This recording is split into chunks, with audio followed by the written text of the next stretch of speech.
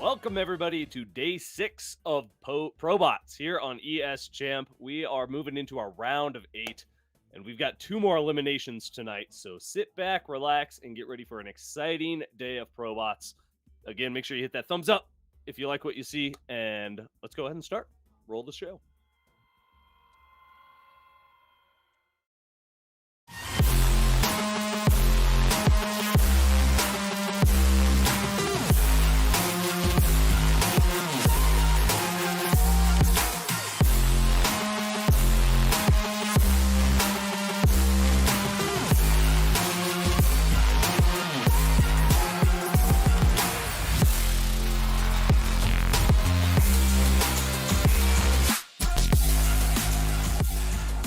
Hello, we are here. Endersword is here. Welcome. Yo, how's it Are going? you ready? You're ready for the I am games? ready. I'm quite ready. I'm ready to watch the bots play the other bots in the games. That is what is happening. We are watching the happening. games of the bots here on ESChamp. Some of the very high-level bots. The highest level bots. Yeah, we're moving into our ones. round of 8. Yeah. Let's take a look at those bots. Oh, yeah. As we do want to shout out our Crown Club. Thank you all for being in the Crown Club and joining us tonight. It's a lot of fun. Here's our games. Look at this. Yeah, these are the top bots, man. Negativezero versus Ketroc, our first match. Now, I have heard talk for a few weeks now of nukes, so I want to see something explode. Endersword. I just want to watch it all blow up. I want EMPs. EMPs would be really cool too, and actually against Negativezero, that could be really good. Yeah. Ooh, a little bot controlled EMP versus Storm micro battle. That sounds pretty epic. Could be strong. Could be strong. Indeed. Let's not get everybody too hyped. That might we don't know if that'll happen, but it's true. It's not impossible. Zoe versus Eris. That is also going to be an exciting one too. Our 2 top Zergs. Yeah. Going face to face. I'm foreseeing a bloodbath, just dead Zerg everywhere. There will be dead Zerg everywhere, and there'll be creep everywhere. A lot of creep everywhere. Yeah.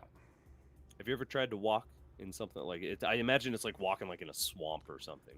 Probably, yes. I don't know what the consistency. I don't know if it's like slippery, or if it's like thick.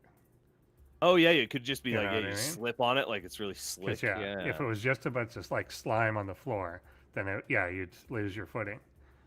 Because it almost never made sense. The Zerg speeds up, but shouldn't it be more like the other people slow down? Well, there are, I think, in some of the campaigns and some custom games where you go on creep, it does slow you down.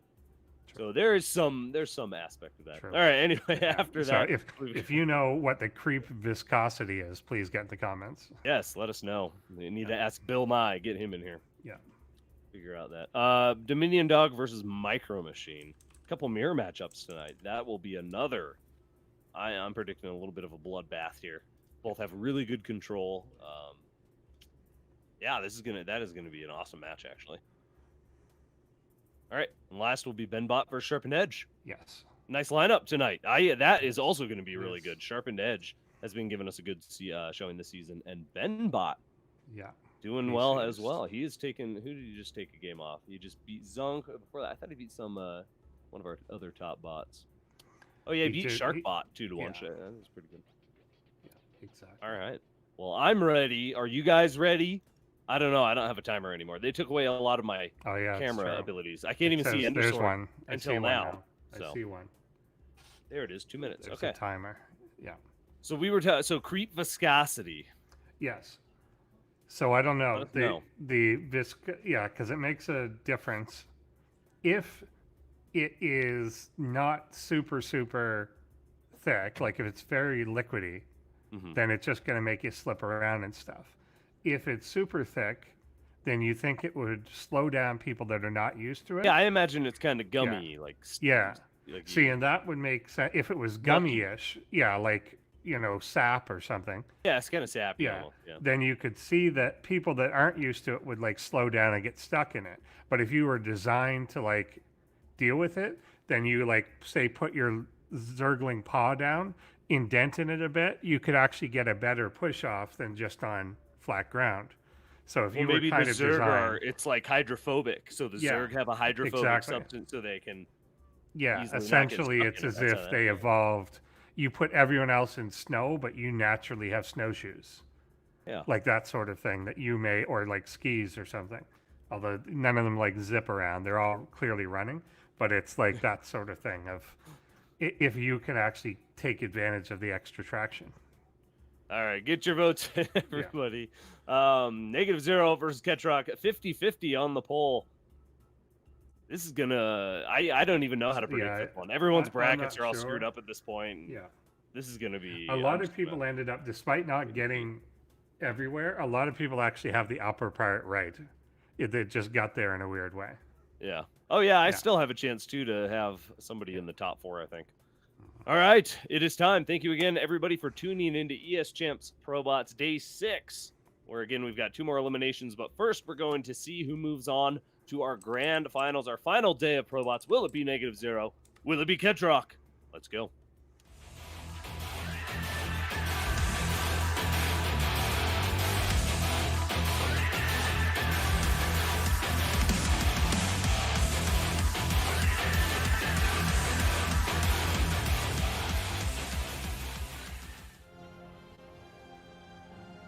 Mind me's. Negativezero. Do they still mute us? Ketrocs.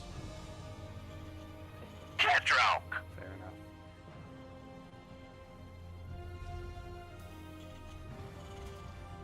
All right, we are here.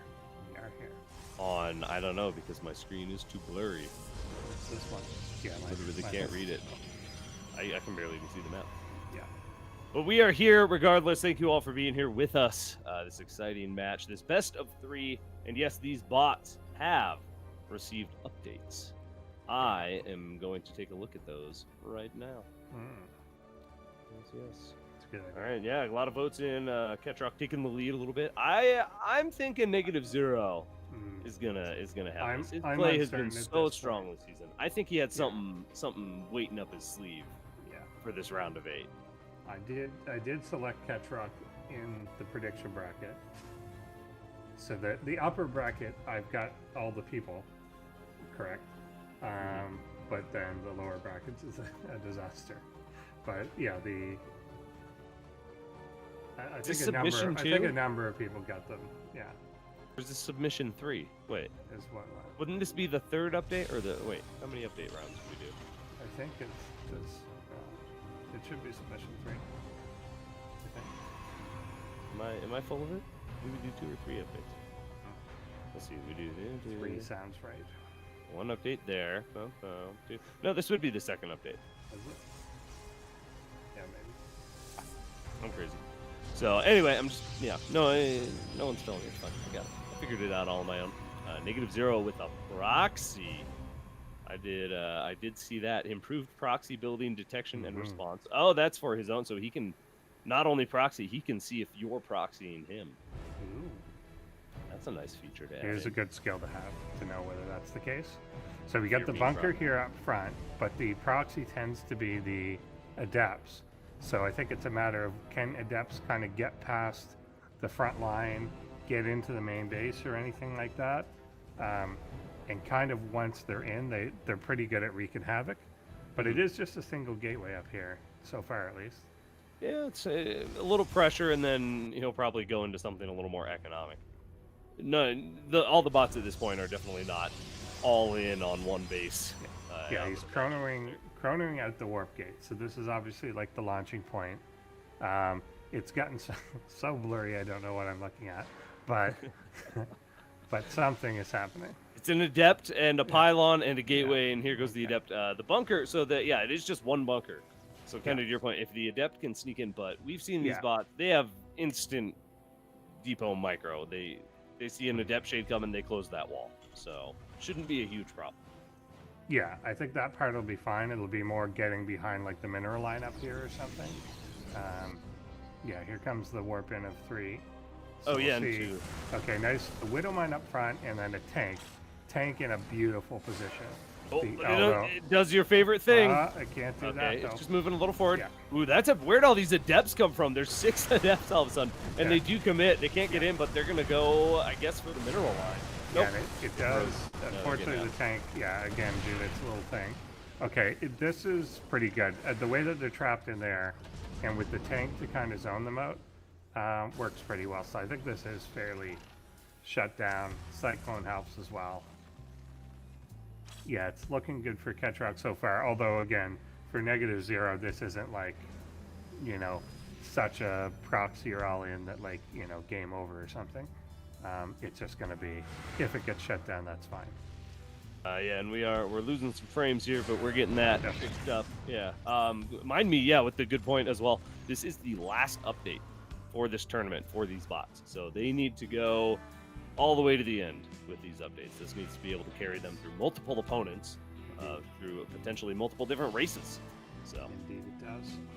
You think how many there are? Yeah, there's 2 Protoss, 2 Zerg, and 4 Terrans left, right? That sounds right, yes. Yeah, look at that. Yeah. Nice mix. Nice mix. Yeah. I like it. But yeah, no, I guess the siege tank ends up surviving there. It got a little lucky. What's he? He's still just is Ketroc on 1 base or 2 base? I literally. Yeah, he's can't on tell. the 2 Still bases. blurry. Like he took that, natural. Okay. Down there, it looks like he's getting upgrades. Again, I can't read them, but I see blue flame. I see the thing for the cyclone. Yeah, The others are a gray blur. Is that Hellions? I think that no, it's not. No, it's Cyclones. That's why he's It's getting cyclone. the missile. lock on. Stalkers are going to engage here. The tank in a really good spot though, so best Stalkers will do. Maybe I guess not. They're going to break through everything. I thought maybe they'll just get the bunker, but they also get the tank, which is nice. But they are going to get cleaned up eventually, I think. Yeah, I think so. They can't really go after the units, but yeah, this is just an artifact. I don't know what this is. I just see like kind of blurs of red. It's Sorry, gotten we're to the getting point. My screen is just 16 large pixels. Yeah, just about. I do So- see lasers still going, so the Yeah. Stalker attack is continuing up the ramp here. Cyclone's doing their best to mitigate the damage. That upgrade's about to finish. If they could just get that upgrade, they'll be able to rock out these Stalkers and just take them out so quick. As far as we can see, Ketroc just said words. Yeah, oh We yeah. don't know what those yeah, are. I'm we're just never going to be assuming. able to read I'm that. assuming that's text. I'll tell you what it says in 20 seconds when it comes up on stream. At least it's not blurry on screen. That's true. Stream is, although stream It is still lagging. dropping. Dropping. We're getting it. What are We're you getting doing it. in my swamp? Okay. And this gets held. Yeah. Finally. Those Stalkers push Gets it a held, lot but further than I but thought they at what cost? So I think Stalker- I can make out that it's 75 supply to 45, and that there was obviously death of many workers in that. whole Yeah, thing. so Even- it did do a lot of damage and really slowed even down the Ketroc. planetary was quite low. I'm surprised he almost took out the planetary. Well, the Stalker's still poking too. That, and we've seen this with Alpha Star, obviously, but the Stalkers are one of the most microable units, you could argue. Yeah, they have really good range, especially once they get that blink upgrade. They're really versatile. They can really do a lot of harassing, kiting. They outrange a good portion of units. Cyclones, though, is a good answer. Yeah, Cyclones are pretty good at getting the lock on with them. Like if you've got an even number of Cyclones and Stalkers, which is basically what we've got. But the problem, I think, is maybe a little bit of the control. The Cyclone can be isolated away. And you can kind of catch one chasing down a Stalker while the other couple jump in or something. But Yeah. it's relatively trading fairly even. Oh, you can see the supply on stream. It's only 5 seconds behind. So yeah, it's definitely looking good for Negativezero. Continuing to push into Ketroc's planetary.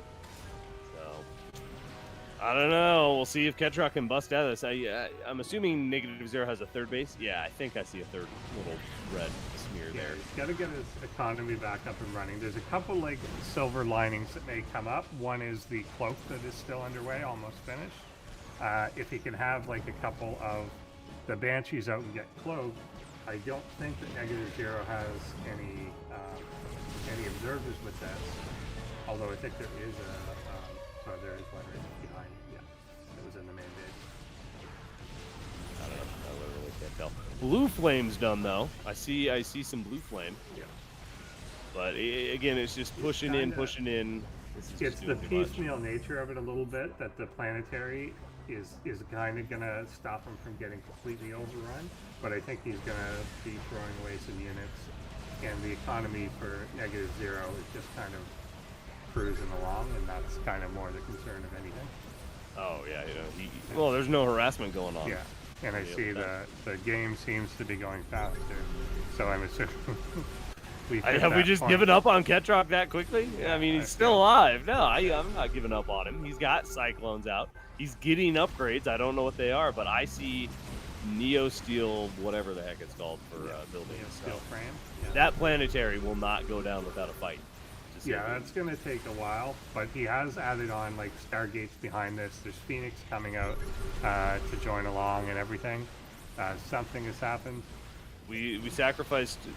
We have quality, but now we don't have any. Yeah, we've entered Windows mode. Slideshow Instead. StarCraft. Yeah, things are going much faster, but now they're going slower. That's right. We'll figure this out between games, hopefully. Yeah, we're gonna get this figured out definitely between games, but yeah, they will break through this planetary, and with that, yeah, Ketroc's got very little left and should now fall to the constant stalker epic. He needs to go ghosts. We need to see those EMPs, those nukes. Yeah. The Cyclones couldn't cut it this time. The thing you need, like, it's hard to know because often it's the mobility and everything that wins, but for a lot of things, the thing that actually wins is the stable. It's the bunker 2 tanks, high ground tank, whatever, that ends up winning the whole thing. And if you try to trade with your little mobile army and their little mobile army, and they're the one that's like got the better economy and kind of has increased mobility, or generally the aggressor wins in that.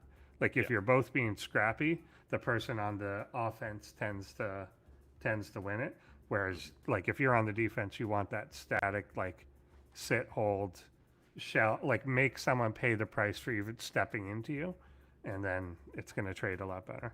Well, but you can only be on defensive for so long too. You can. It's more that you have to be on like a solid enough defense that you can still expand. Yeah, well, like essentially you've shut them down. So if they're just throwing things at you, they're just wasting money. In which case you can then build up enough. Like, is that you're taking no attrition damage, and they are. So at some point you can just push out. And I think we could have gotten there. I think had there been. There's always this problem of a tank unsieging. And the Adepts coming in had, I think, the tank stayed stationary right when they popped in. You would have, like, shot a bunch on the ramp. And, like, I think it's just about keeping your first tank or two alive in a good position and then holding and, like, adding to it. Nothing you hate more than an unsieged tank. I don't like the whole tank. Like, and it's probably hard to code stop whatever, but I think that kind of needs to be the case. Like we've seen so many defensives just fail they're about to attack and then the tank just unsieges. Well, it is hard to tell because you do want them to move back at some times, right? When they're getting attacked or they're about to get it overrun, you want them to get the heck out of there. You do when they're being overrun, but it's almost like there's a tank up in the siege position that it wants to be in, and it sees troops approaching, and you're like, oh, there's troops coming, so I've got to move back. And you're like, well, weren't you where you were because troops might come? Like, the whole point of the siege tank. You should have been in the defensive position to begin with. If you were too far forward, why were you? So I think it's harder to do with something like Adepts because, of course, they just can randomly show up behind you or something. Yeah, right. But like we've seen it a lot when it is like a very standard army as well, like, you know, Marines walking towards and then they're like, oh, I better unsiege and move back. Like that's essentially never the right decision. And there almost needs, I don't know, something, it's easier said than done, but something to say like, if I unsiege, by the time I am unsieged, something will be standing on me. Yeah. So why am I bothering to unsiege? Maybe it depends. What if it's an Ultralisk and you want to scoot and shoot?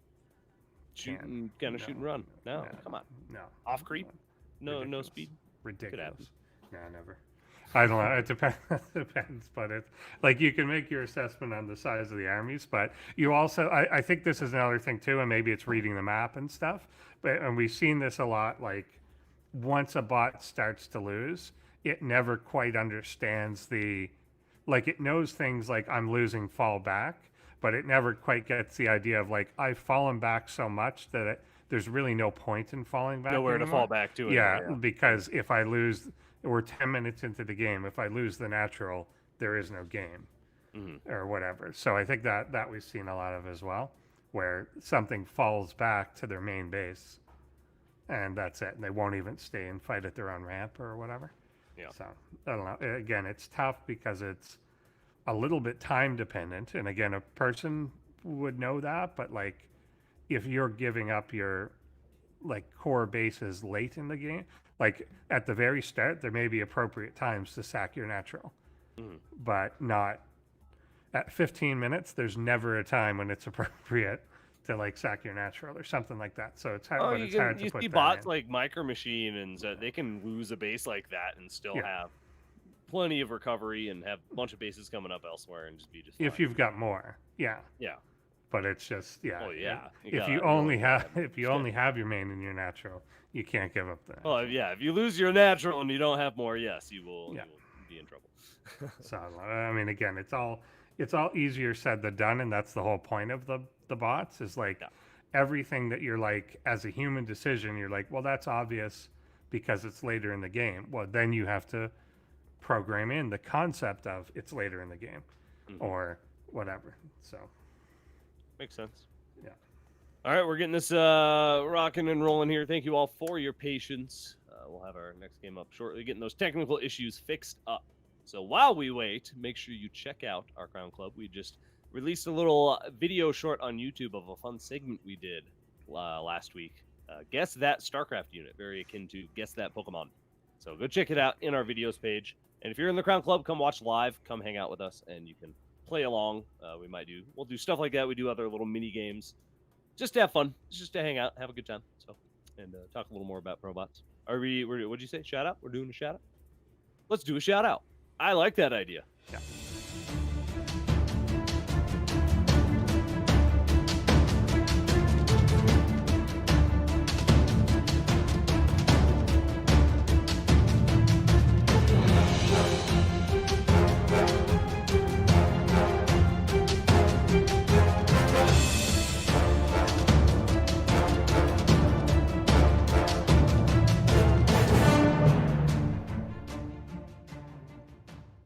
Old Man Toast. Good old man Toast. Saw him Good on old man. Twitter the other day, styling some esports jerseys.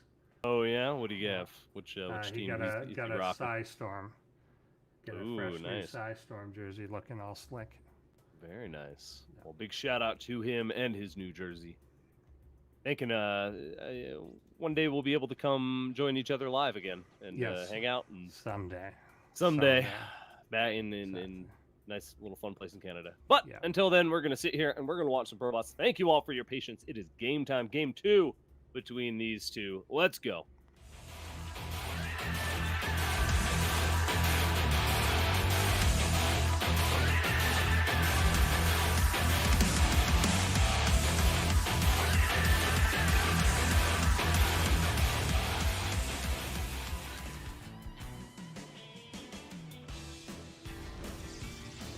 Find me's. Negativezero.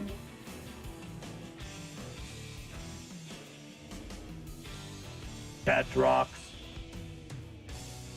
Ketroc.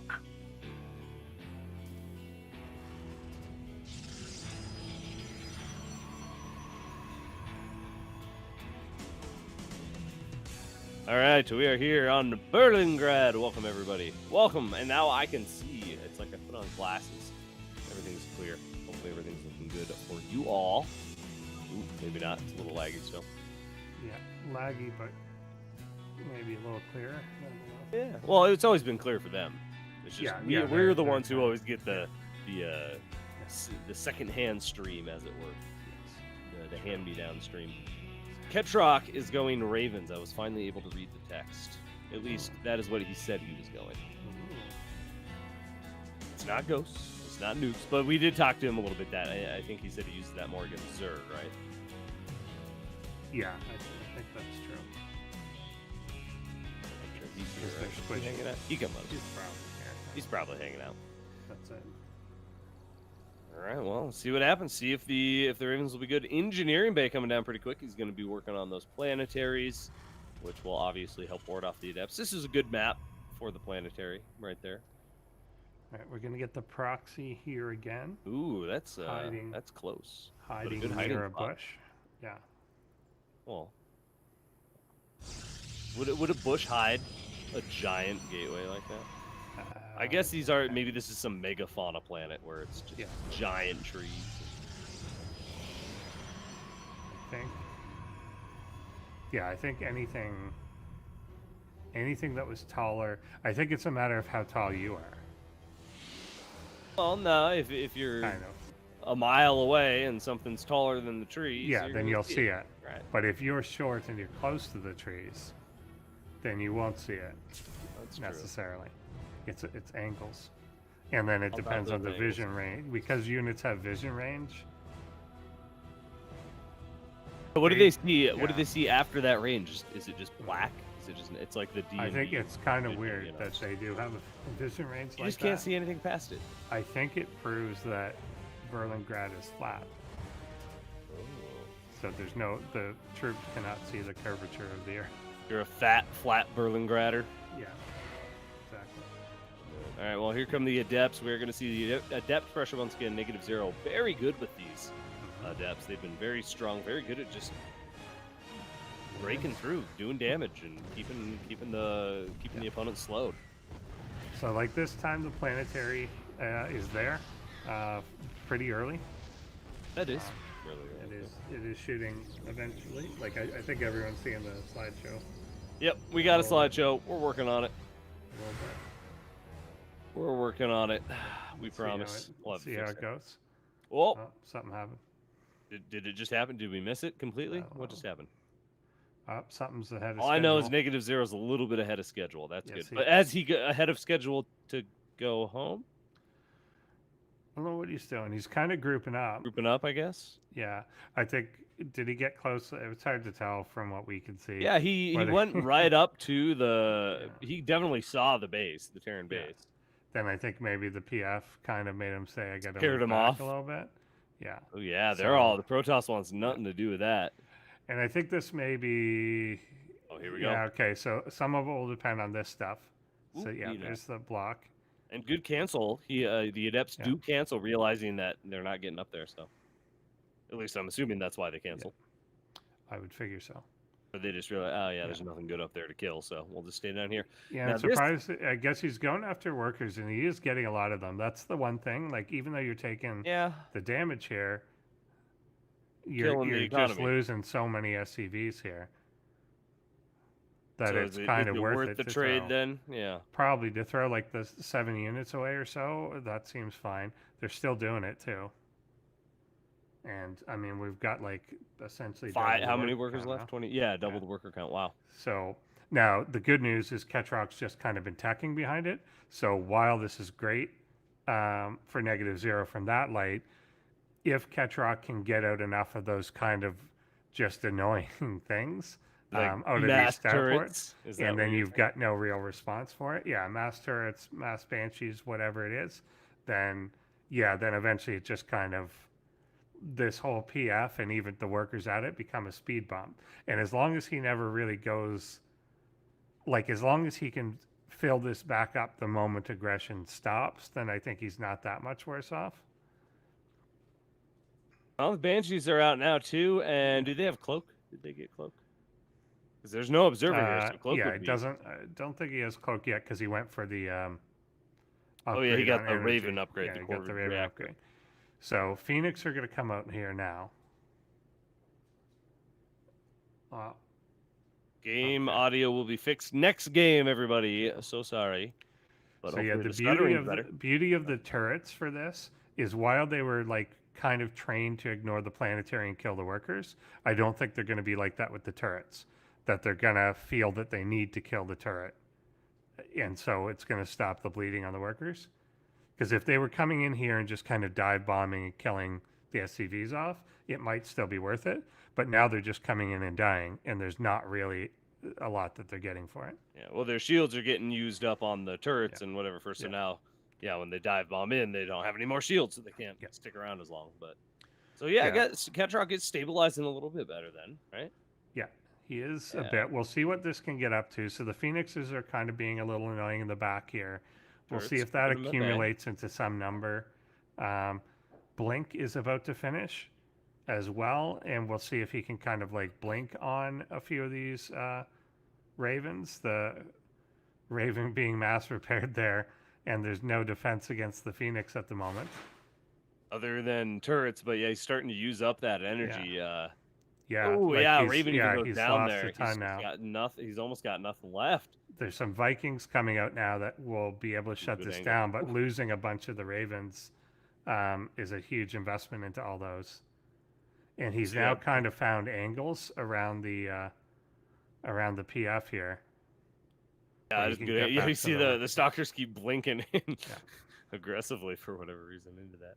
Yeah, so we'll see. Can he stabilize this with some Vikings and then get on out of there?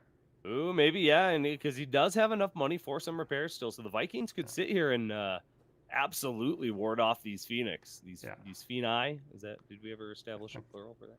Phoenixes. Maybe. I think Phoenix. I think it Phoenix is Phoenixes. The plural of Phoenix, right? Yeah.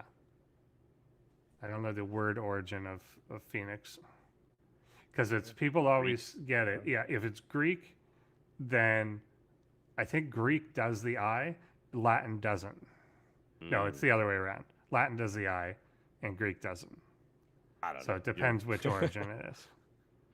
I do not know enough about any kind of thing.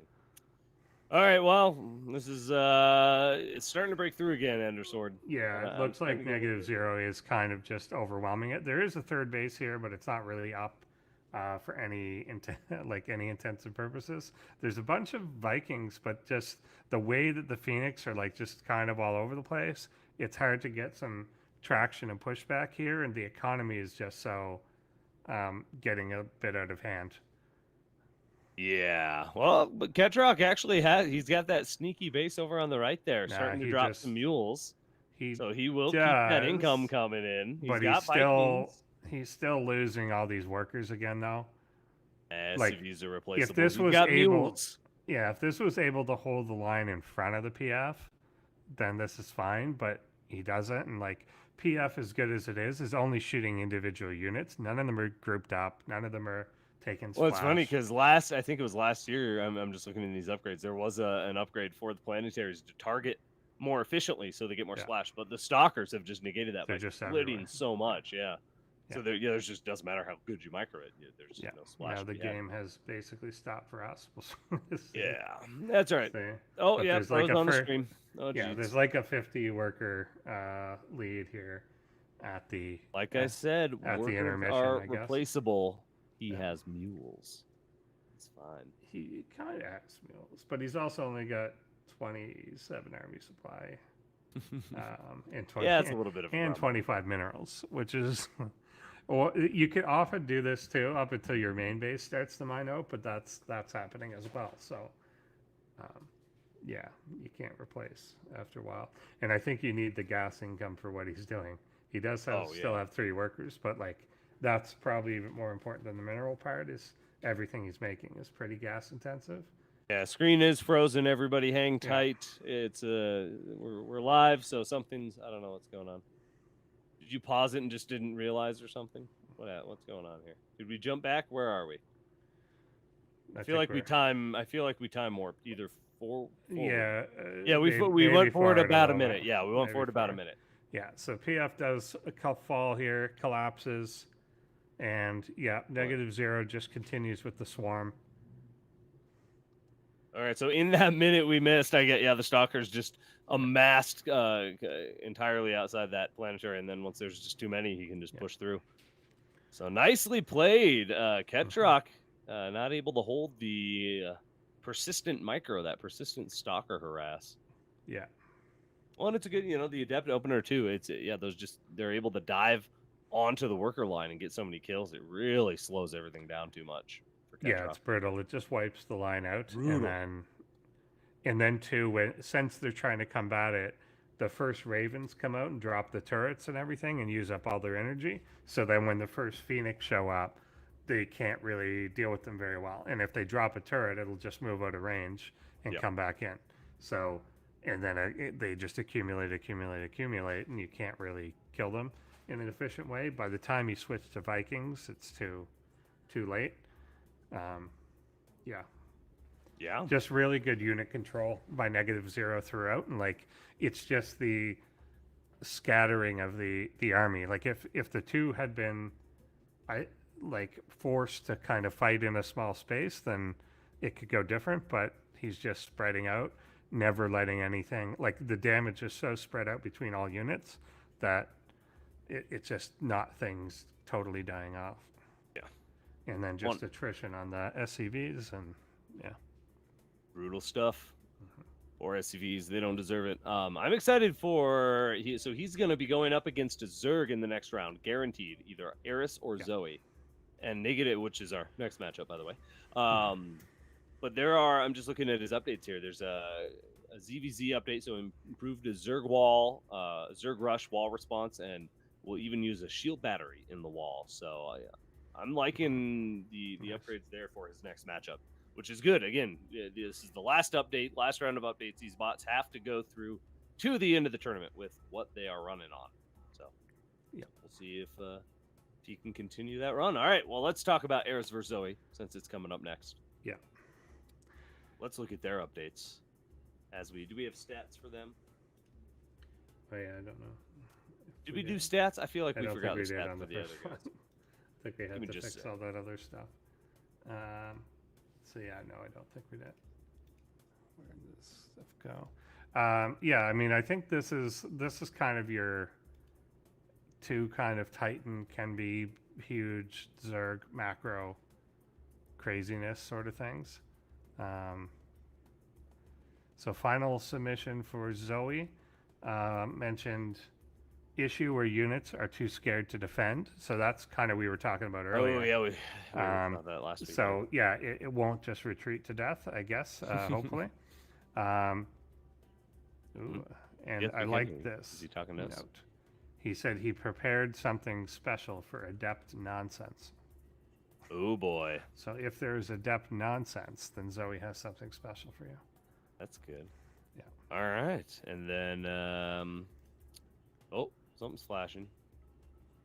Were we getting stats? Are we starting the game? I don't know what's happening. Nobody tells me anything anymore. We'll see. If it works, it works. Yeah. We'll worry about it. Oh, am I reading? No, here's the. Yeah, thanks for bearing with us. Okay. We are getting our tech issues figured out. Yeah. Wow. Whoa. There's Eris. Meow. Now let's see. Mm-hmm. Team Eris, yeah, that's right. So we've got Rasper and oh my gosh, I'm always forgetting the names. Where's my notes? Good win rate. I was reading the wrong submissions. Rewrite resource reservation code. Okay. And fix bug in base activation code. You're really loud. Okay. Gazer, I can't hear anything over you, by the way. Yeah, I don't know what he's. Yeah, you're really loud. Very loud. You're like the voice of God. Okay. We're hearing voices, everybody. Sorry. We're just going a little crazy here. Indeed. All right, you were saying Ender Sword. Eris, yeah, just so who's this one? I don't code this game. That's who it is. Hmm? I was just trying to remember the authors. It is team. A team. We've got two bots that are created by teams. This is one of them, Rasper versus I don't code this game. Mm-hmm. The other is MicroMachine, obviously. RAFRR and Unusual. So starting to get some teamwork. I like it. Eris's notes say that he fixed Baneling drops. Oh, yes, please. Cool. I would love to. I've been talking about that for a couple weeks now. Yeah. I would love to see some Baneling drops. Nice. Would be good. Far underutilized ability right there. All right. Wow. This is going to be an exciting matchup. Get your votes in once we have our poll ready to go. Who you think is going to win? And yeah, Eris currently #1 on the AIarena.net ladder. So make sure you go check them out and check out the competition going on there. Just started season a little bit ago. So they're running through that. And yeah, Eris is just dominating MicroMachine, still sitting in number 2, and Zoe at number 3. So these are pretty much the 2 top bots left in the tournament. Indeed. Yeah, they are. Are we ready? Are we going? I don't know. I don't know if it says soon because we did a counter, or if it just says soon. It just says things. It just says things. Ignore them. Thank you again, Crown Club. You are all very cool. And we'll eventually see each other live and in person for our grand finals, which is coming up very soon in just 2 weeks, Endersword. No, wait, 3. Next week is week 7. Yeah, so 2 weeks and 2 days, we'll be doing our grand finals. And it is going to be a lot of fun. We're gonna have some fun stuff for you. We've got always new and exciting things we're doing for you. We'll have our bot versus human show match, which should be a lot easier and a lot more accessible for all of you to play against. So hopefully you can all go play and send us some replays. Maybe we'll do something with it live. Who knows? Things are evolving. You're going to be playing a bot. What is the bot's name? Dystar. You're going to give it a whack for tomorrow's post bots segment, where we're going to watch and see if you can beat it. No, I didn't finish. What did Scarlet beat it? Right? I'm assuming. I think I didn't actually watch Harstum did a replay. Harstum did a replay of Scarlet's. Yeah. Or no, Pig did one. Pig did a replay of Scarlet's. Yeah. Everyone's doing it. There's a lot of cool replays out there. It's hard to keep up with all these. But go check it out, Dystar. You can download it and play against it yourself. But we're going to be taking a little look at that tomorrow night. It's going to be fun. Nice. Come join us if you're in the Crown Club. All right. We have lost Drek. He ran away. He is beginning his life. He's going to become a hermit in the mountains and study something. Yeah. So we'll just take a deeper dive into each of the bots, obviously. So Eris has an orbital period of 558 years. Wow. It was discovered just in 2005, January 5th. The estimated radius about 1,163 kilometers. Healthy size. It actually has 1/12 the gravitational pull of Earth, which means that if I was on Eris, I would weigh 1/12 the weight, but I would still look fat. You would just Would you though? It doesn't. It wouldn't distort any visual ability. Wouldn't it would just taller? Make me. I think it would make me bouncier, and that's probably worse actually. It depends how long you're there, but would make you. You would just eventually, taller, right? your spine might stretch or something like. The gravity's not pulling you down as much. So I wonder what we could probably find that out. It would be almost the opposite of 20,000 atmospheres. I don't think it has much of an atmosphere. It would have a bit. It would have a bit of an atmosphere. Did you just see NASA did just release an eclipse from the surface of Mars? It's a pretty cool video. That is. Imagine, of all the billions of humans who have ever existed, we're the first to see an eclipse from another planet. Mars. Yeah. Some pretty cool stuff. Yes. Are we ready? I hear somebody was talking in my ear. What's happening?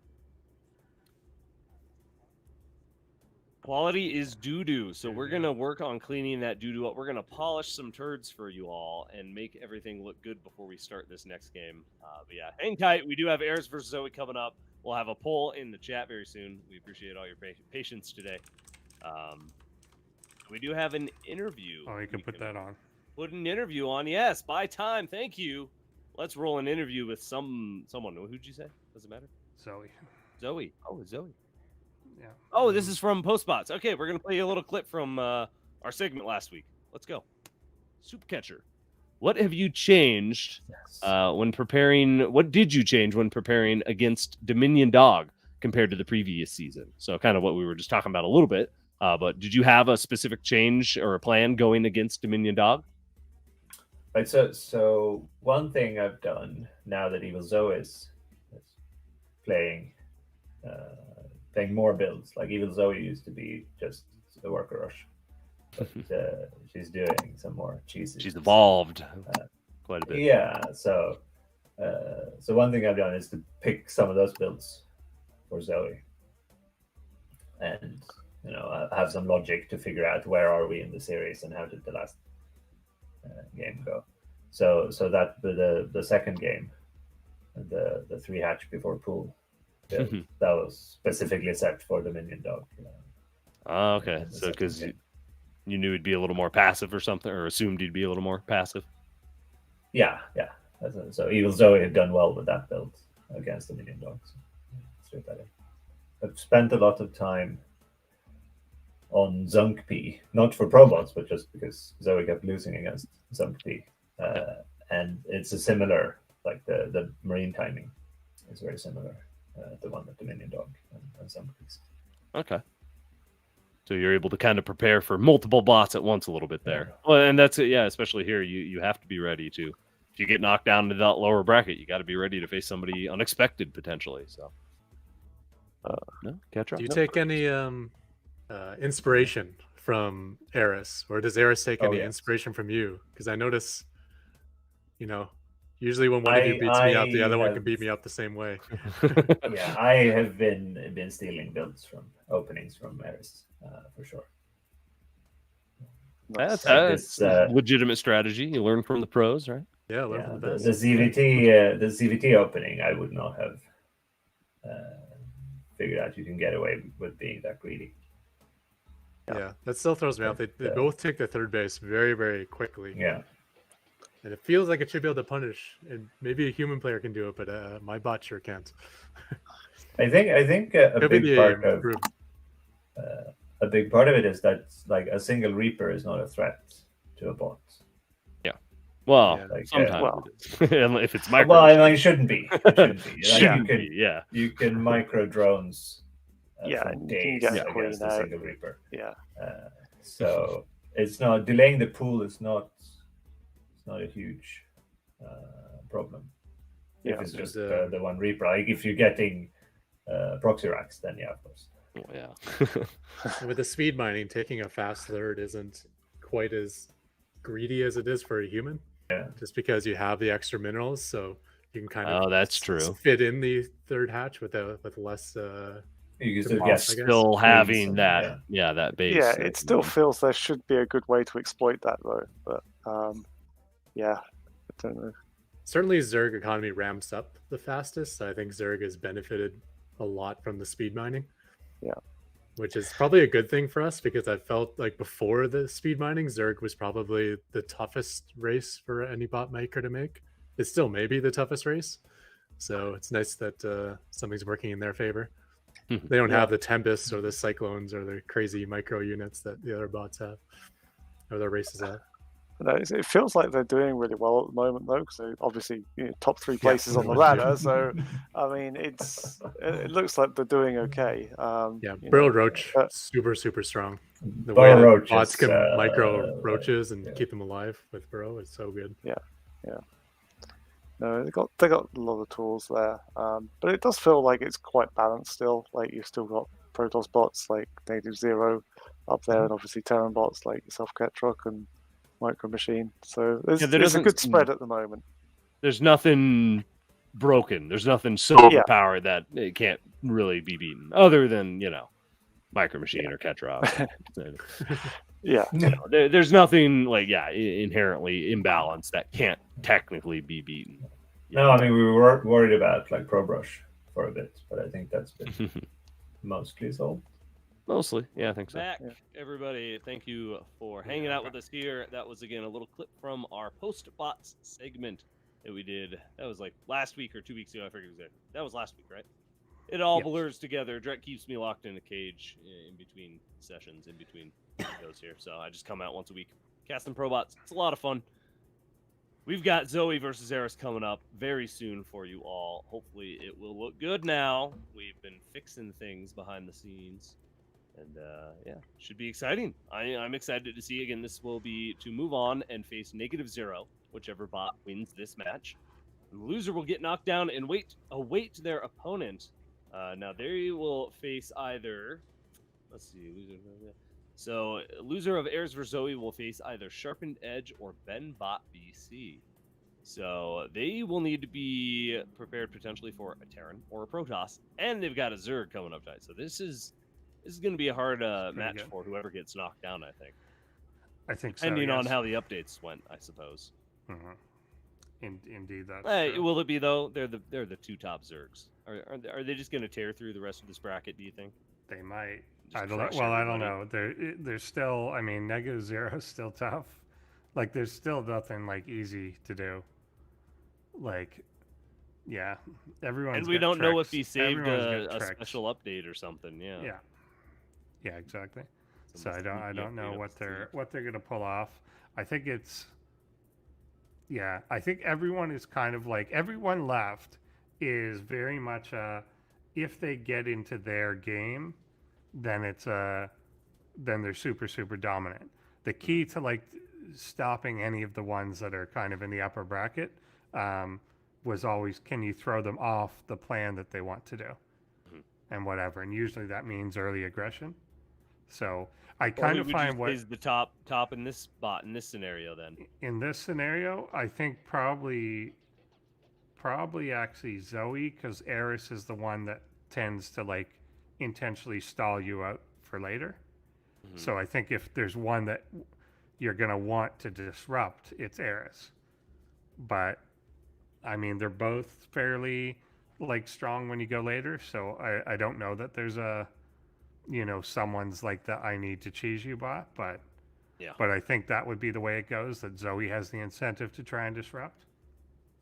But on the other hand, you can kind of try and take advantage maybe of that and say, if Eris tends to try and build to later, maybe you just mirror it and try and build to later as well and see if you can do it better. I do think we're going to get a late game. Yeah, At least we might get an ace match now. I would love 3 long macro Zerg, just nonstop Zerg conflict. Yeah.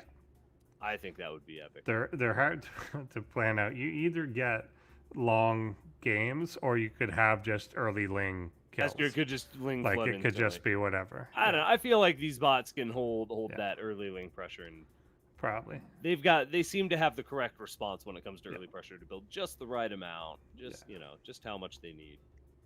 So, yeah, I think it'll come down to if they both invest in like any Zerg in any ZVZ, like investment in static defense early can kind of really push you a lot farther in the game, because it's hard to counter that without a lot more.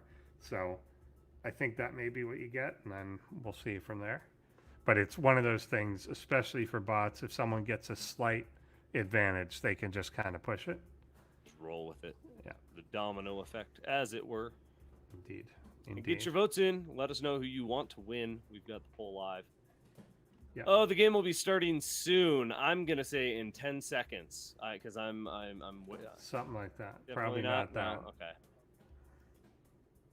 Okay, then it will not be 10 seconds.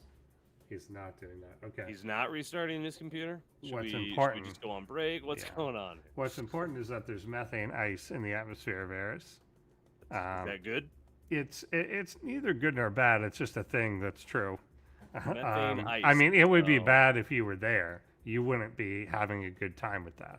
Probably not. So it's only about frozen farts, essentially. Yeah, the planet, or the planetary dwarf, is only about 30 degrees above Kelvin. Could you freeze a fart? You know how you can light a fart on fire? Yeah. Could you freeze one? I think it sounds like that's what this would be. So it's literally solid methane. What temperature is it at then? What temperature is it at? It's only about 30 degrees. So it fluctuates between 30 and 50 degrees above absolute zero. So like negative like cold. 200, like super cold.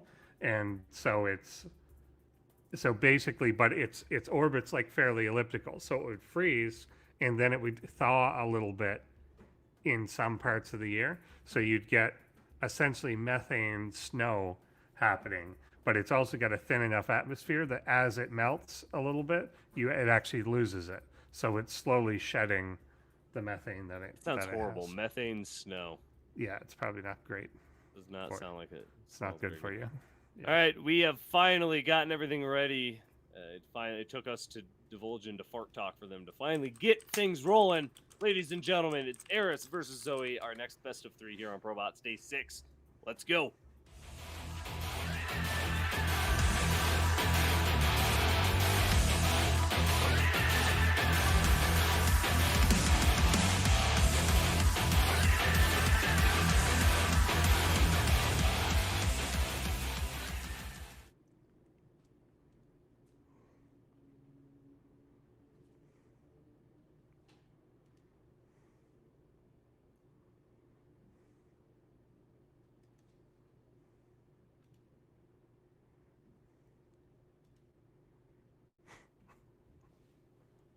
Soup catchers.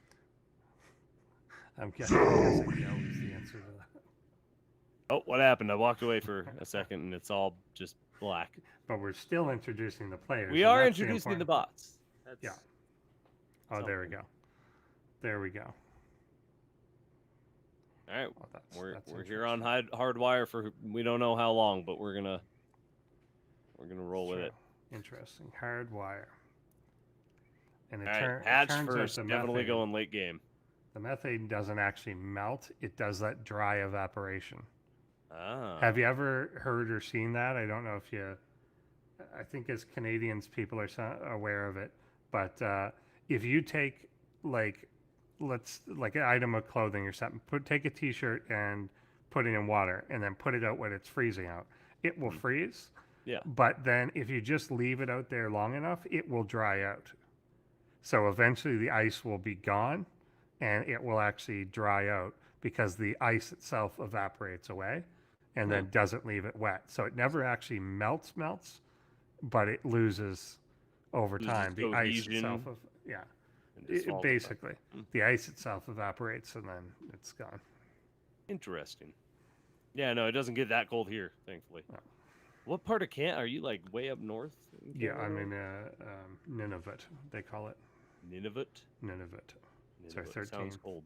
It's our 13th province/territory. Oop, you're getting a little quiet there. Is that just me? I don't know. There we go. Am I? I just had. I to never turn know it. now. Who knows? Hopefully everything sounds and looks good for you all. Everything looks good for me. I'm not getting much lag, so.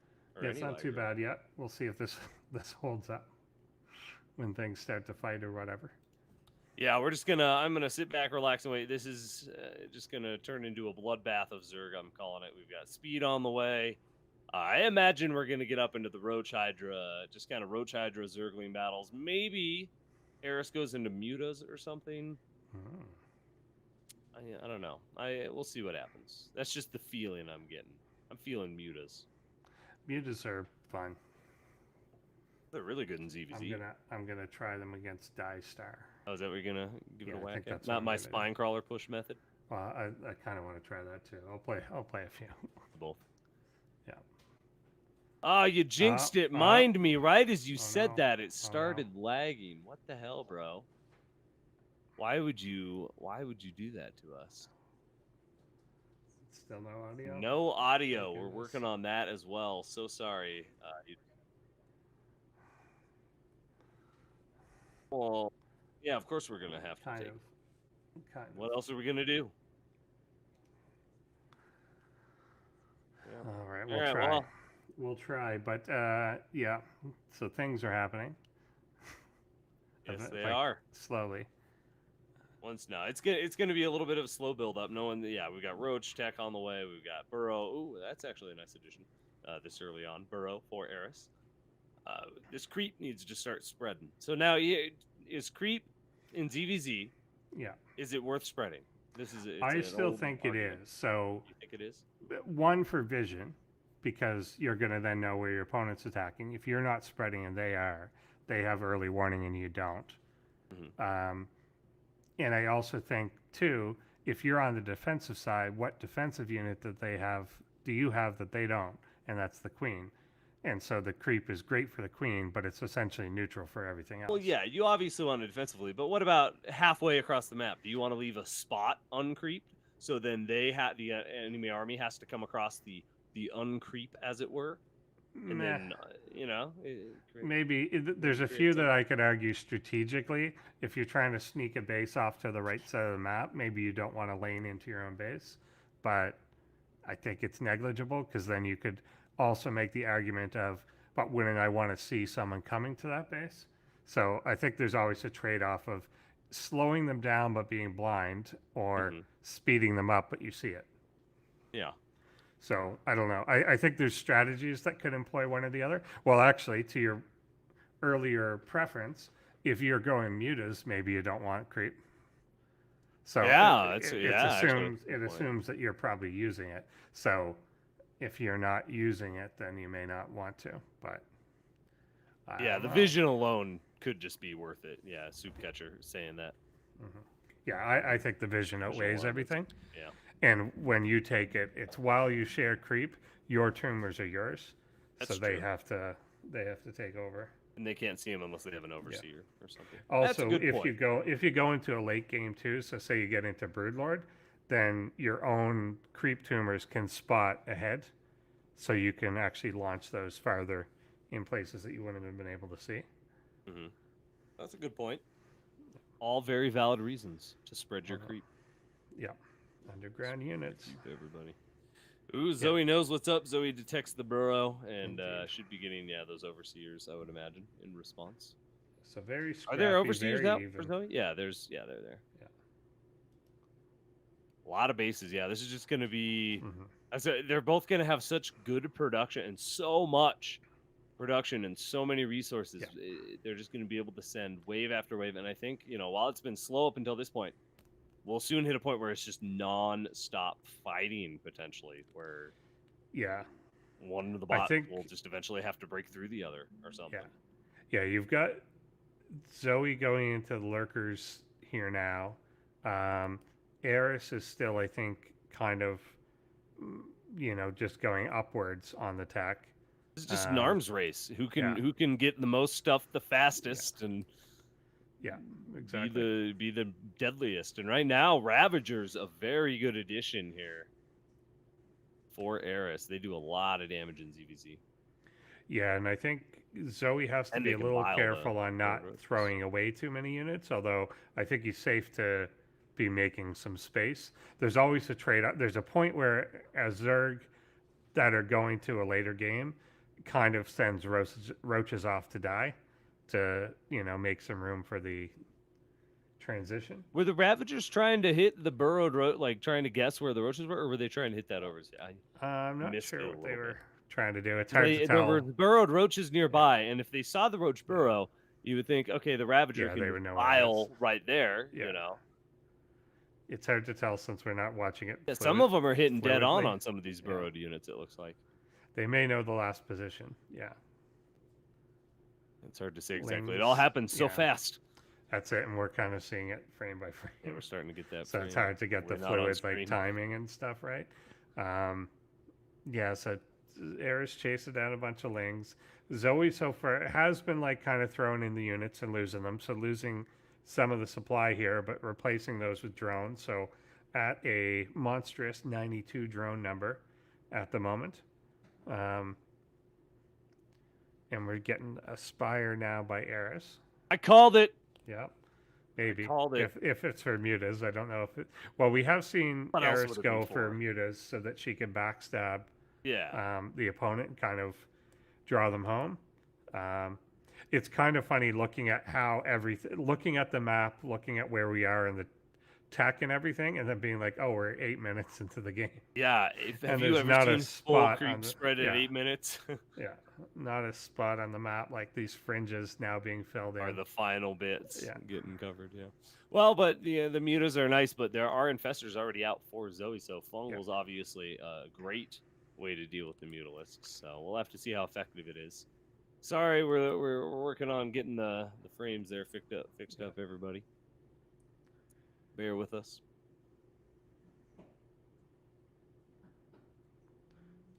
Yeah, maybe not.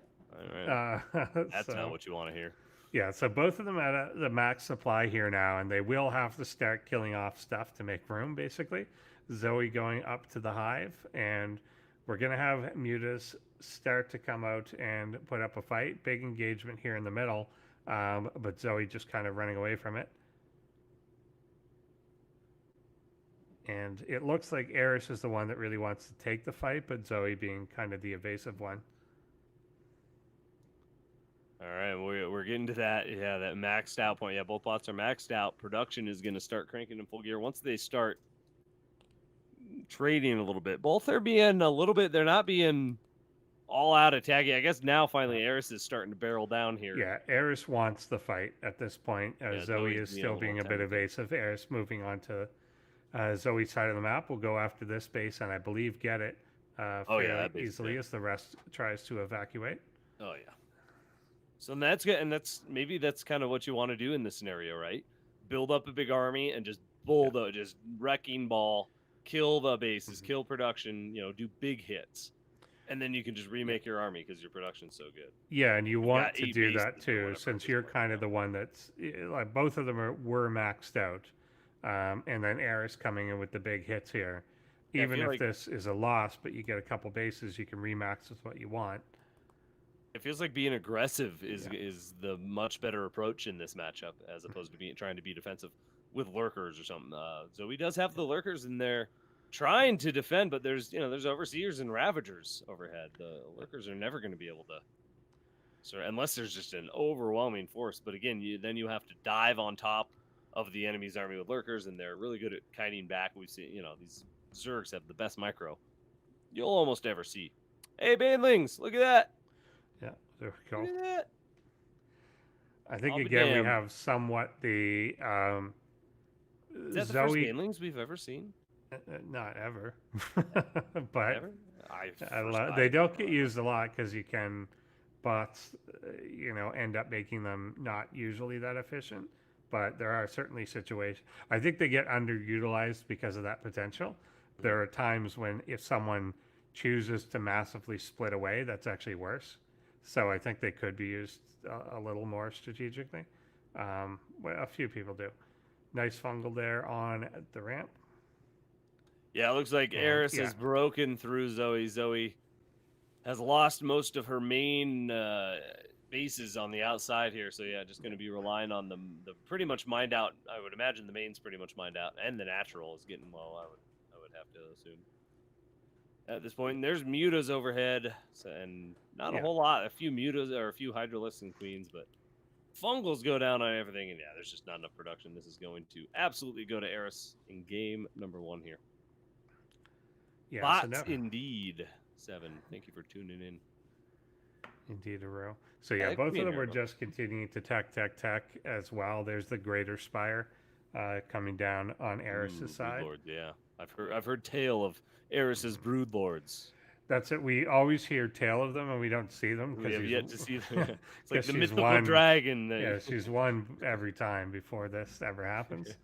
Yeah, this is close though. We got I think closer than ever to potential Broodlords, but no, this is definitely Eris's game here. But it was it was very even. It could have swung in either way. It is again just that wrecking ball, and then you have to keep that motion up, like you were talking about. You have to keep that flow going and keep pressing and keep the momentum in your favor. And Eris just dominated with that. Took out a base and then just kept rolling. Because production was just so good. Pretty much. I do wonder if Zoe had put made too many drones. Oh, maybe. Yeah, I'll have to go ahead and go back and look. You end up having, you're both getting to a point you're maxed, and then you've got an extra, say, 20 drones or so. Eris has almost 100. Eris does now, but at the time, when they were both maxed, it was, I think, 91 to 72. Oh, okay. We'll keep a closer 72, eye on I think, is like that, sweets. But I think there's a debate on what the perfect is. Somewhere between 72 and 80, yeah, something like that. But when you start to push above that you're going half worker, half army, then you're a little bit behind. Yeah, you have a lot more money and a lot of bank, but you're never going to have that overwhelming force to be able to get the momentum in your favor. So, yeah. Good job, Eris, taking game numero 1. We'll see if Zoe can turn things around. I have some faith in Zoe still. I think Zoe could absolutely do it. Both bots were toe-and-toe there for a while. They both maxed out at pretty much the same time. The creep spread was phenomenal from both bots. So a lot of map presence, a lot of vision. Yeah, Zoe's really trying to... Yeah, definitely. Zoe's trying to rely on a lot of run-bys and stuff. To get work done, and it didn't get really enough, but you could see just finding one good slip in and killing 10 workers could be a huge difference, or even just sending at the time that Zoe had sent a bunch of roaches around the side of one of Eris's base. Eris covered it very well, but if she had gotten in there, killed some workers, even took a base out early or something, then that can flip it. But yeah. But Eris being the ever patient one, just kind of trying to control Well, patient until just the right time, and then strike. Exactly. Like a praying mantis or something. Yeah. And just barreled through. Yeah, no, that was awesome. That was a really good game. I am excited to see game number 2 is getting loaded up here.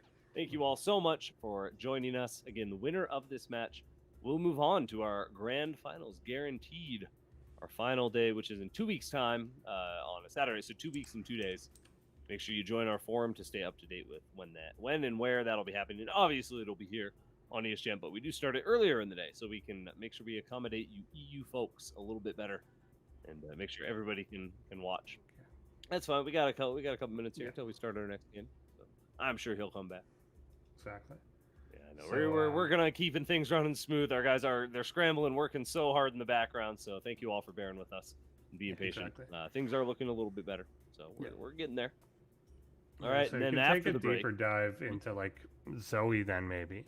So Zoe, of course, was released in 2018.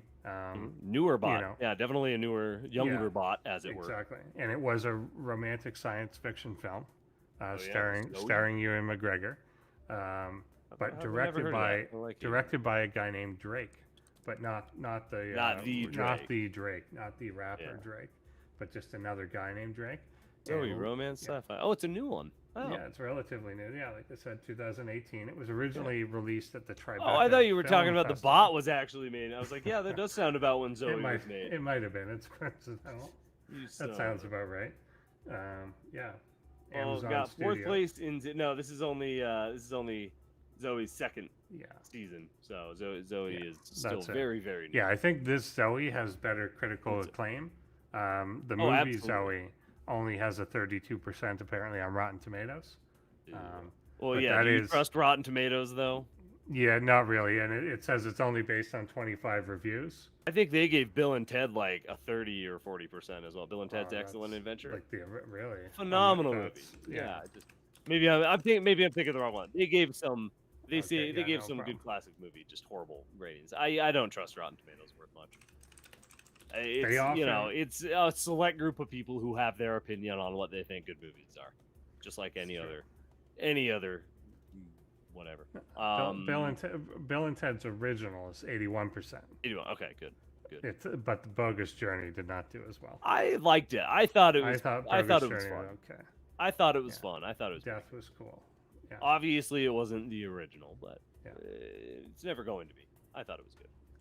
The Matrix, that was a letdown.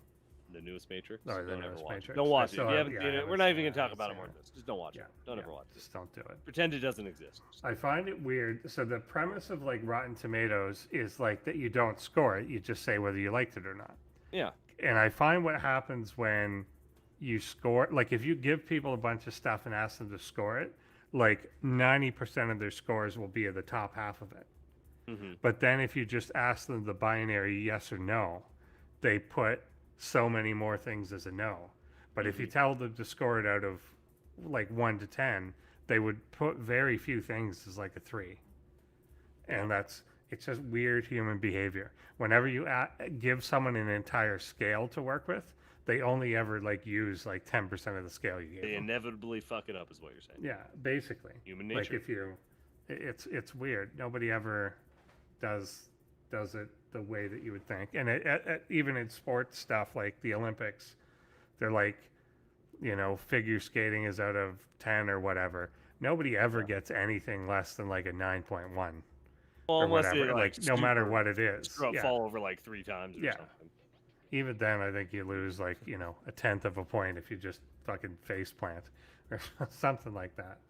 But it's just kind of, well, we assume at this level, they're definitely above like, an 8 or a 9. I'm like, yeah, no, I know that. But why don't you just create a new scale for this level? And like, it's dumb. It would be like starting like a football game and being like, well, because this is the NFL, we're just going to start everyone off at like 25 points and then they can build from there. Like it's dumb when you think of it, but that's everyone's tendency to do. All right, I think we're about. I heard the timer was a lie, so we bought a little time, but now it's just silent. So I don't know what's going on. Is he back? No. All right, we're getting that game loaded up, everybody. Thank you again for bearing with us today. We're having some major tech issues Yeah, we are having some issues, but if you'd like to hit that like button, ironically, then now would be a great time. Now's a good time. Yeah, it might help. It might help. And get your votes in if you haven't voted in the poll. Yeah. Did you hit the thumbs up? I'm gonna hit the thumbs down until we get the I game hit going. the thumb. I might retract. Maybe it. that'll motivate our production. Yeah. No, I'm just kidding. There we lost one. Yeah. Oh no. No, hit that thumbs up anyway. We'll get it looking better. The more thumbs up we get, the better the stream looks. That's how that works. We need to get 50 up votes or 50 thumbs up for the lag to stop. 75, we'll get sound back. We'll get game sound. At 100, I don't even know what happens at 100. I don't know what happens at 100. Get there and find out. Something mystery. Happens. All right, we're gonna get that loaded in just a minute. Thank you all once again for being here. This is day 6. If you are just tuning in, so we've got this week and next week left. That's it, Endersword, for our main season, for our whole season 1. That is true, and they did. You're right. They actually used to have the figure skating was only up to 6, and they changed it to 10 to give more room. But then, I think, Chris is right here that it just drifted back up and it was useless again. It's like, what does that show? The score, the points are meaningless, and yes. Whose line is it anyway? Whose line? Oh man, I need to go watch some of that. I loved that show. Good show. Phenomenal show. Yeah. All right. Well, I guess let's talk more about the apocalypse. We were talking about that while we get this to finish up. Let us all know what you think. If an asteroid were to hit the Earth, and we're saying Australia is just gone. So if you're in Australia, sorry, you're dead. You can't participate in this scenario. But where would you go? Would you go? Endersword here was saying he would go to an island. Yeah. I would go to the mountains and go live up in the mountains. Yeah. You know. And again, this is assuming the fallout from the asteroid doesn't kill you all from pollution in the air. Blah blah. You survived it. You know, you're through. You're good. Yeah. But civilization, as we know, is corrupted. Yeah, it's gone. Most people died. Most people very underpopulated. You survived like in a bunker or something. Yeah, for a few months or something, Andy's bunker. Or whatever it took. Yes. Yeah, and you come back up and there's nothing. In Andy's bunker. Yeah. That's it. That's the premise of the Unbreakable Kimmy Schmidt. Okay. They get held in some crazy guy's bunker. Yeah, that is a surprisingly good show, or at least the first couple seasons were. Yeah. All right, we're ready. Thank you all for being patient, and let us know where you would go in the apocalypse should it happen in the chat. Let's go ahead. Zoe vs. Eris, game 2, right now. Start it.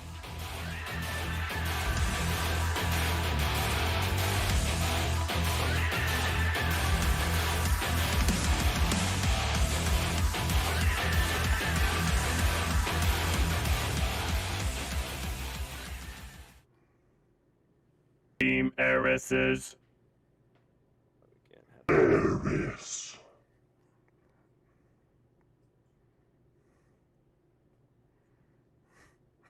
Soup catchers. Mute yourself. Zoe. In the apocalypse, I'd go to our production room because there'd be no fucking difference. They're already gone, Endersword. Yeah. They've been dead for hours. All right, we are here on Curious Minds. For game number 2, it is 1-0 in Eris's favor. Is indeed. It is not a best of 1. That is a lie. Ignore what that says. Listen to my voice instead. Says that often. It's full of it. I think that's just the default. What it goes so to.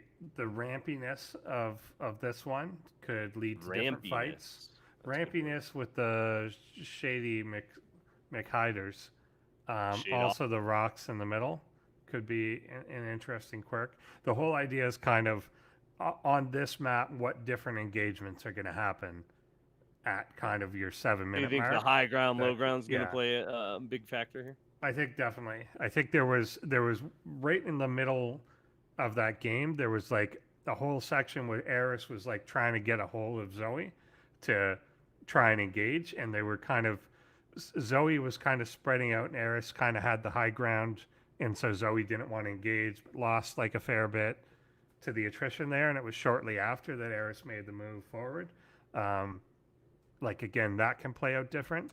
Also, the original like sweeps on like one of the side bases by Zoe, they're farther away on this. It kind of feels like that if you go to the top or bottom corners, then those are fairly distant. So maybe you're pulling them, you're getting more done, or you're pulling them out of position, or whatever. Yeah, that makes sense. Yeah, it's always just how, if they do the same thing, how is it going to clash differently? And I think this map is a fair bit different. Now, what about an alien invasion apocalypse? What would you do then? Just would you join the military? Would you go and try to hide? Would you? I think like Zerg. We're assuming like Zerg-like. Oh, if it was like a Zerg one, like completely like unnegotiable. Well, Zerg-like, but yeah, it's not. Yeah, no diplomacy involved. This is fighter and no like taking over and like enslaving us, just killing. Oh yeah, we're just dead. Yeah, we're food. Okay, then or Starship Troopers. Those ones too. Ghost Academy. Yeah.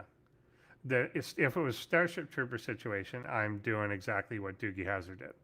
You got to be psychic to do that. 100%, I'm that guy. Yeah. You think you're psychic? I think I could fake it to a group of people in the military. I think, yeah. You're a pretty good gambler. You could, yeah. I think that's it. I think if I had to convince a bunch of army guys that I was psychic, like first of all, they're starting off under the premise that people are psychic, so they're not that bright to begin with. That's a good point. So then you just have to trick those people that you're one of those folks. Like Chris Angel, right? Exactly. Where you're just good at reading people. Yeah. Yeah, just cold read. Just cold read them. Yeah. That'd be good. There should be a movie like that. There's never anything that's from the... Actually, there is one show. There's a show called Psych, where he's like an investigator, like a detective or something. Like a paranormal. And, yeah, but he's not really... He isn't really, but he's pretending to be one. But he's actually just a really, really good detective or whatever. So the premise is no one would just believe him if he was just a good detective. So he pretends to be psychic.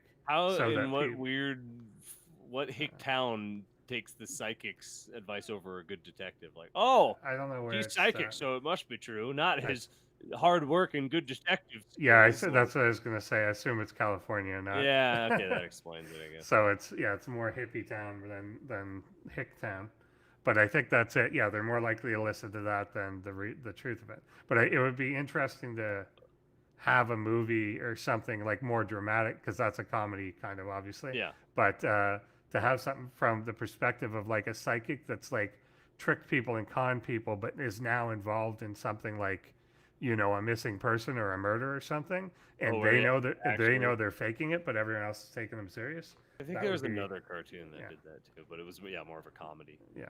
Scenario. All right, well, the creep spread has begun. The aliens have started to take over this planet. Curious Minds belongs to the Zerg now. And, we're just going to build up and build up and build up, and whoever can get that big momentum push, I guess, will kind of decide. Yeah, I wanted to keep my eye on the work account this time a little bit closer, too. So Zoe, they were a little bit higher, but not quite to that critical. Quite even throughout. It would just got a brief. Very even. Yeah. There was a brief supply block on Eris' side like 30 seconds ago. That's basically the only difference. Yeah, both these bots really good at seeing what's going on, identifying it, and even reacting to it. Yeah, doing the proper reaction. So Zoe, seeing the burrow, obviously is going to need overseers and that kind of thing. Which, yeah, the burrow didn't work out. The lurkers not so hot in the last series. Doesn't seem like they're going to be so good in ZVZ. What do you think? Yeah, with Ravagers and the splitting potential as well. You can dodge lurker spines as a human. Yeah. So imagine as a Zerg, you can just bloop, just split, bloop, split, and lurker spines just won't ever hit. So it almost feels like the Banelings were, where you can just split away from it, so they're just useless. Yeah, you should be able to at least. Right? In theory, anyway. Yeah, in theory. All about. But they did seem to be hitting like fairly well though, and I guess it's always too like, and this is a thing, early game with small units. Yeah, of course you can avoid them. It's when you're trying to do your 100 supply versus 100 supply, you could dodge out of the way, but if you're dodging out of the way, you're giving up ground and you're not firing. That's the point of it. Yeah, like usually it's not that you're relying on your Ravager Biles to hit, is that they're disrupting the enemy formation.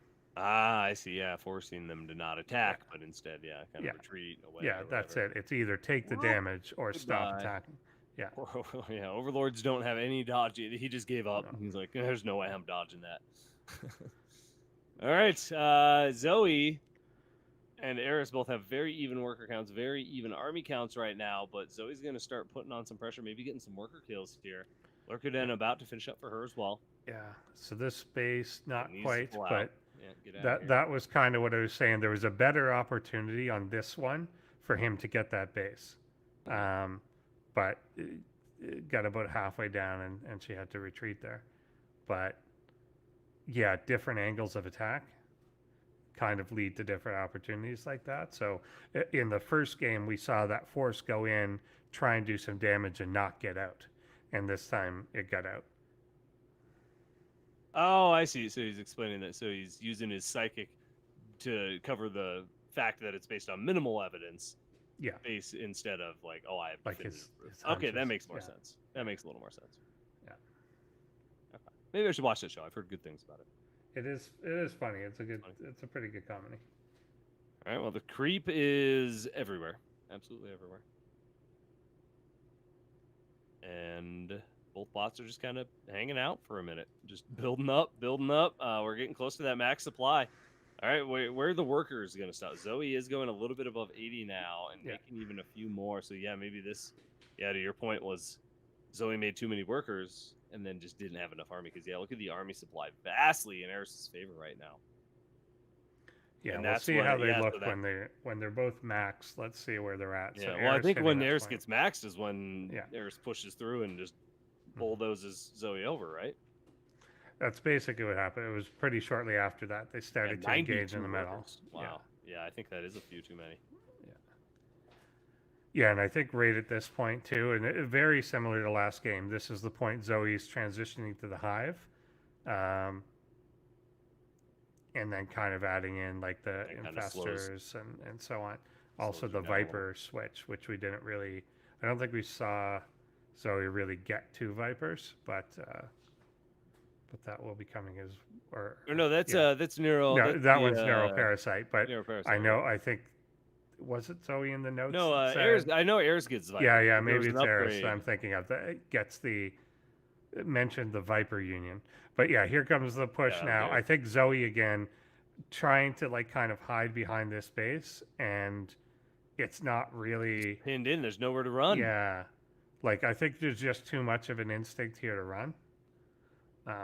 You should just stand and fight and when you trade should and just fight. well, then you use that defender's advantage in your economy, and then just fight and eventually overwhelm. If Euro's running, you're never going to take the fight you need. And I think there's also just like the physical way that the running happens, which is to group up into a big ball. Yeah, and just run away in a ball. Is not ideal. It's not working out so hot.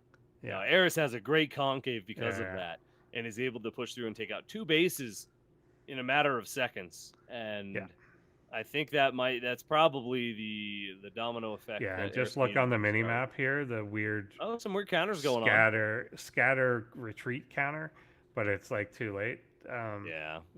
It's a 'Cause nice little counter attempt, but it's not going to do much with the burrow and because you want to kind of make someone, if you're relatively even, and I mean they certainly were relatively even on the army at the time, and someone's hitting into you and they're putting some of their damage into the base, then that's a great time for you to be hitting them back because they're not attacking with their full army. Like make them choose.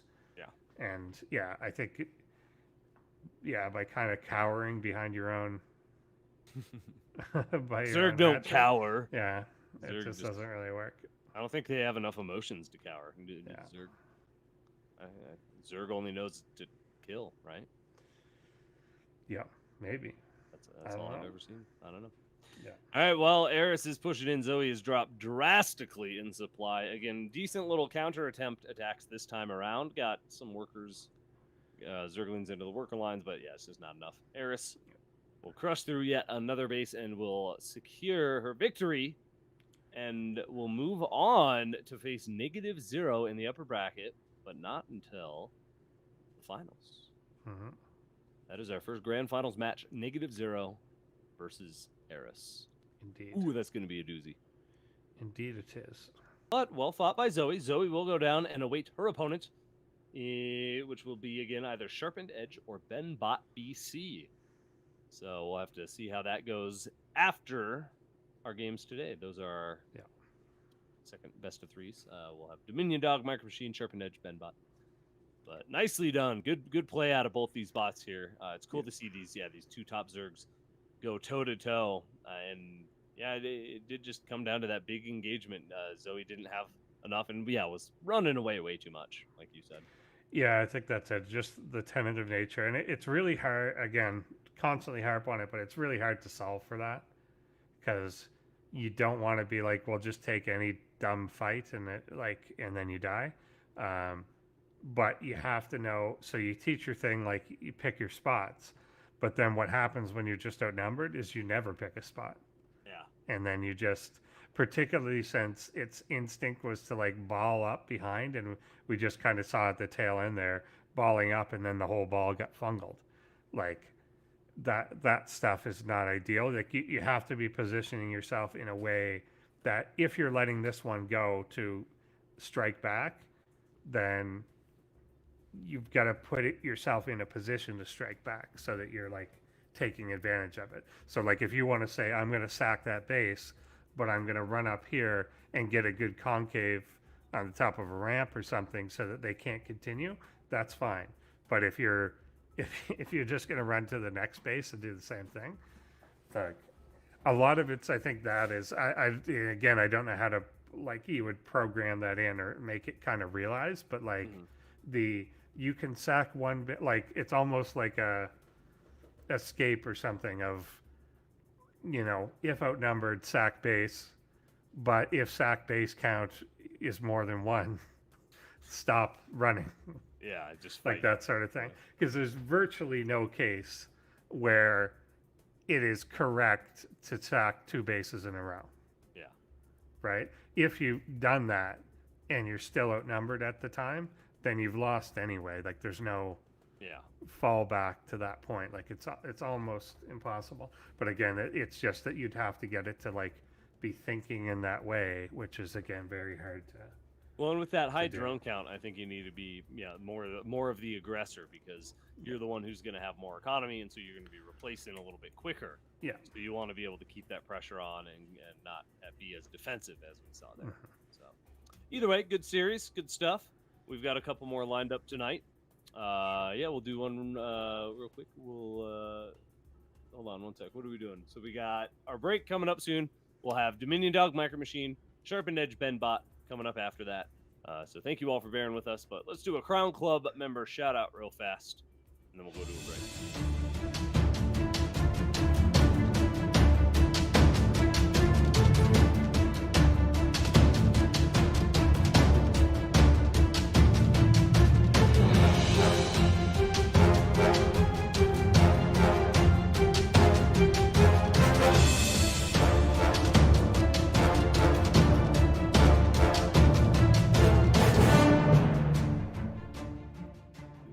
Pew Ammo, thank you for your support.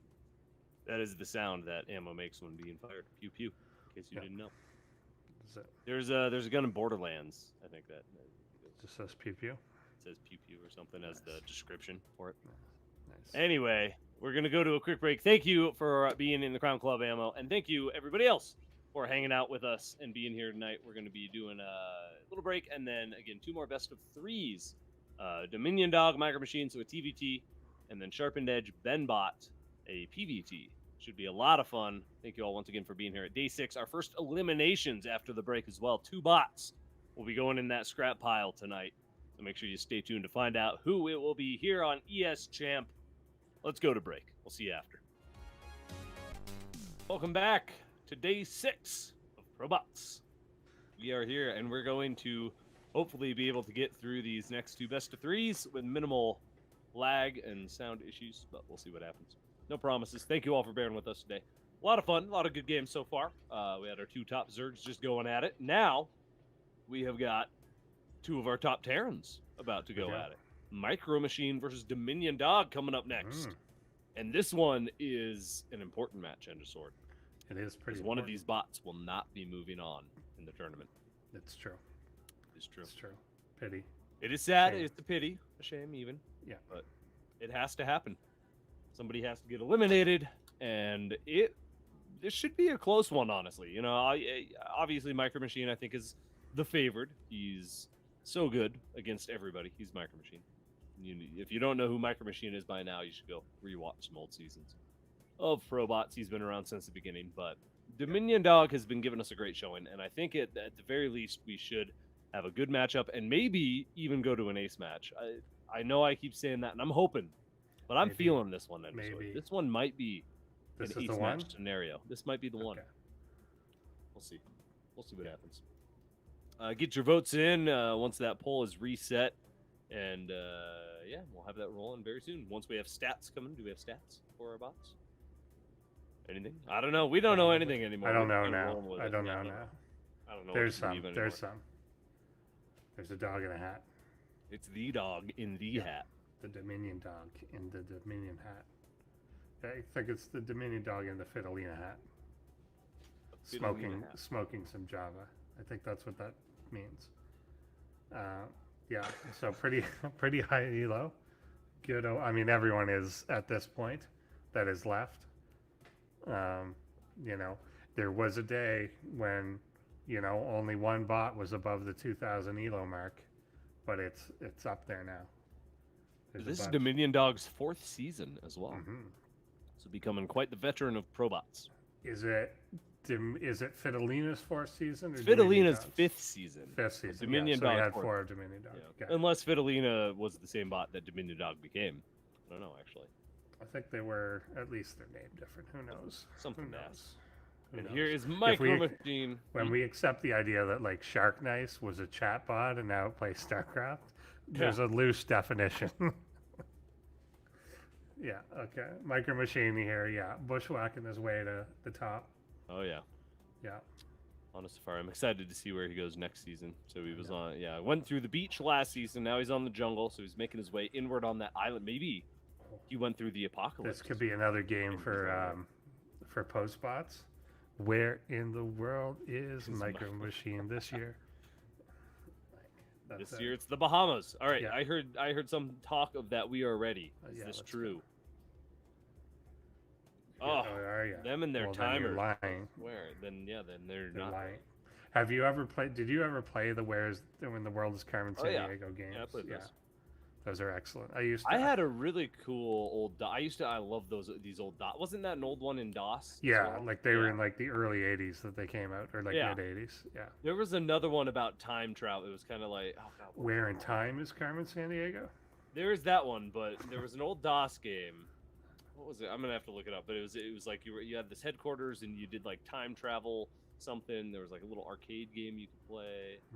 It's in StarCraft how they have that arcade game at the bar. It was like that, but time travel. What? Anyway, Carmen San Diego, also a good game. Carmen San Diego, good. I watched like a little mini documentary on like YouTube of like the Carmen San Diego PBS show, I guess, and like the different seasons that they did for that and whatever. And there were apparently I remember watching that a lot as a kid, and there's apparently like a lot of like, not controversy exactly, but like a lot of things going on behind the scenes. Yeah. That you never knew.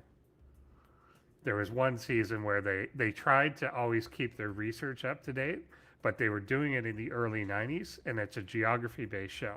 So they had one episode where a kid, at the end, you had to put these markers on places or something to get them right or whatever. But they were doing the whole show during the collapse of the Soviet Union. Oh my God. So constantly, like the entire middle of the map, new countries were being like formed and gained independence and breaking apart and whatever. So there's one where the guy, a guy answered a question and they marked it wrong. And then they're like, oh, actually 2 days ago he became right. But when we wrote the question, it wasn't. It seems fair. All right, our game is ready here. Thank you all for your patience. Our TVT Dominiondog versus MicroMachine here on ProBots. One of these bots will get eliminated. Let's go.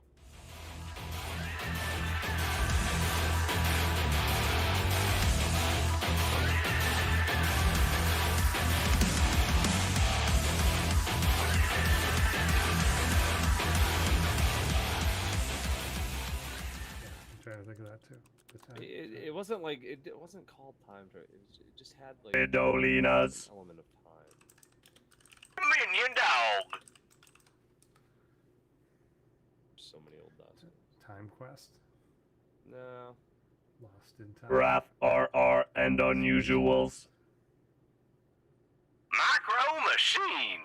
You were like, you had like you were like teenagers in a hangout. Not teenagers in a hangout. Gonna drive me crazy. Not gonna be able to think of it now. Back to the Future. Bill and Ted's Excellent Adventure. Yeah, I saw that. Yeah, I looked up time travel related DOS games that I didn't Yeah, see. me in too. there. Didn't see it on that list. Legacy of All Time. right, here we are, MicroMachine versus Dominiondog. We'll see what happens. Did you ever play Chex Quest? That was a fun one. Chex It was Quest. you got it for free with Chex cereal back in the day. Oh, I don't think I did.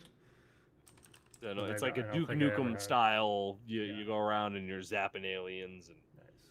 it's pretty sweet. You should check it That out. was a weird period of time when like things would come with like a free CD. You get a free CD game with your cereal. Like, Yeah. man, that was the best time. I miss those times. All And right. you could buy like PC Magazine and stuff like that, and they would have like demo games in them. Oh yeah, I remember that. Actually, this is how old I am. Is I used to buy for the How old are you? for the Commodore 64, you used to buy these magazines that were a game. And what they meant by that is you would buy the magazine, it would explain the game, and then for the next 20 pages, it had the code to the game that they expected you to type into the computer and save on a disk, and then it will execute that game. So you literally coded your own game, but they just told you the code. But it was easier to just print the code on paper and be like, just take half an hour and type this in. And then selling a physical instead of asset selling you themselves. a disc, yeah. Sounds like a scam. It was kind of Make them it do the was work, but it charge was them the cool, and same. it wasn't usually just like one, like you would buy a magazine and the magazine had like 20 games in it Yeah. or something like that. So it was a pretty good deal for like, Okay. you know, whatever. And it also And you taught me learned how something. to code.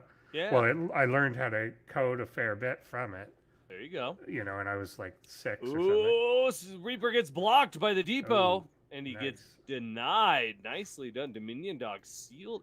How many times does MicroMachine lose his first Reaper? Not Yeah, many. not always. Not always. It takes the sneakiness to get them. That was good. Dominiondog trapped him in, baited him in, trapped him like a rat in a cage, and dealt with it appropriately. Number 2, let's see if he can do any better.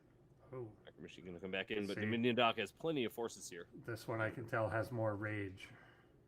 But despite his rage, will he also be trapped like a rat in a cage? Trapped and killed, probably. Oh, It's possible. if he unless he jumps down here, denied by the depots once more. Oh no. Where are the Marines? Where are the Marines? They're out of position. Where did they go? It's all right. The Reaper's gonna get greedy and yeah, he's gonna he'll get get killed. him anyway. because- All yeah, right, there we he's go. gonna- He got full on Billy Corgan. Wow, Dominiondog taking out 2 Reapers. See, this is what I'm talking about. This might not be so cut and dry. MicroMachine win. Now, MicroMachine Sure. does have Cloak Banshees on the way and a second base, which Dominiondog is definitely lacking at this moment in time. Yes. Yes, Which indeed. could be not good. Oh no, I'm sorry. Dominiondog has Cloak Banshees. I'm just so Mm. used to seeing MicroMachine getting Cloak Banshees that I just That's thought true. that was him. It is. Wow, It is a bit more I of was a rush wrong. to it. I was That's really for wrong. sure. Oh yeah, this is what we saw against. Where we saw him against Tier. Tier. Tier. Yeah, and just Tier kept getting Terran. He got Terran then Zerg, and just got destroyed by the early Banshees. So we'll see here if MicroMachine has what he needs to hold him. Does he have scans available? Does he I have think- anything? He's got turrets coming down everywhere, so that's good. Yeah. Yeah, so he That's knows what's helpful. coming. I think he did when Yeah, I we think last he saw saw a command center. There was enough for a scan. We'll see if that gets saved. Yeah. So he's in there now. Banshees are good at kiting though, and it Respawn. depends where the turrets are. Where are they? Are there any in the main? I don't see any turrets in the main. I don't. Oh, well, he can't have any turrets because he's making a. Well, he made turrets. I could have Did he? sworn. Yeah, I saw him on the production tab. He's making an engineering bay. Oh God, I keep looking at. I keep seeing it in Dominiondogs and thinking it's MicroMachine. Yeah, I guess no. I could have sworn I saw turrets coming down for him. Yeah. So let's see if there's. Well, that's a problem because there are set. 2 Cloak Banshees just decimating the mineral. I'm sure we're going to look at it any moment here. Soon. We're just. We don't want to show you the carnage. We'd have to rate left. this Yeah, R-rated. Slightly to the left, there's a problem. Yeah, there's a scan, but is this MicroMachine scan? It's not, but he does clean it up. Yeah, but there a are lot still... of lost workers there. That was a good scan, but he didn't have really things in place. The That's Viking right. kind of chases him out, but they're going to run out of energy. Yeah. So. They will, but there will be more. There will be more. But the engineering bay now does finish, and he will be able to make turrets. But yeah, see, the Banshee's right back on it again. One running out of gets energy, him now. so does the second. Boom. There we go. All right. Still, though, a lot of work. How many workers died? Probably a lot. A lot. He's 17 to 32, but he's got the army supply advantage now, and this army is just going to move across to try and take care of that. I think Dominiondog will have a defense, though. He should. A lot of it will be invested in the Banshees. If he's got a scan, those will kind of die quickly. But if not, like there's not, tanks here or anything like super strong, but it's also not overwhelming. It's like 23 army supply to 20, but it will depend on like this initial engagement. Okay, now MicroMachine is getting cloaked. Yeah, the Vikings here are kind of useless. But the Banshee, can those just 2 Banshees hold him off, or does he have a scan? They don't have a lot of energy. Yeah. I guess they will push it back quite a bit, though. Yeah, turrets go down as well. The Ravens, a very nice addition from a Dominiondog, are going to be able to clear off that tank. And Cyclone is going to be able to, I guess, harass a little bit. But yeah, the Banshee's going to come back. He's attacking the turret, though, I think. Oh, he is, because that's the one thing that can keep the Viking at bay, actually. Another Cyclone coming in. No, the repairs are good. That ain't going down. Boom, the Cyclone is dead. Dominiondog is in the lead. Mm-hmm. Not often you can say that against MicroMachine. So, doing good so and he's got also, too, look at his bank. He's got a fair bit to spend here as well. Healthy bank. This scan in the middle here was kind of a waste. Yeah, whose was that? I'm assuming I think that was MicroMachine's because he had a single Viking there. Yeah. But it didn't really get anything done.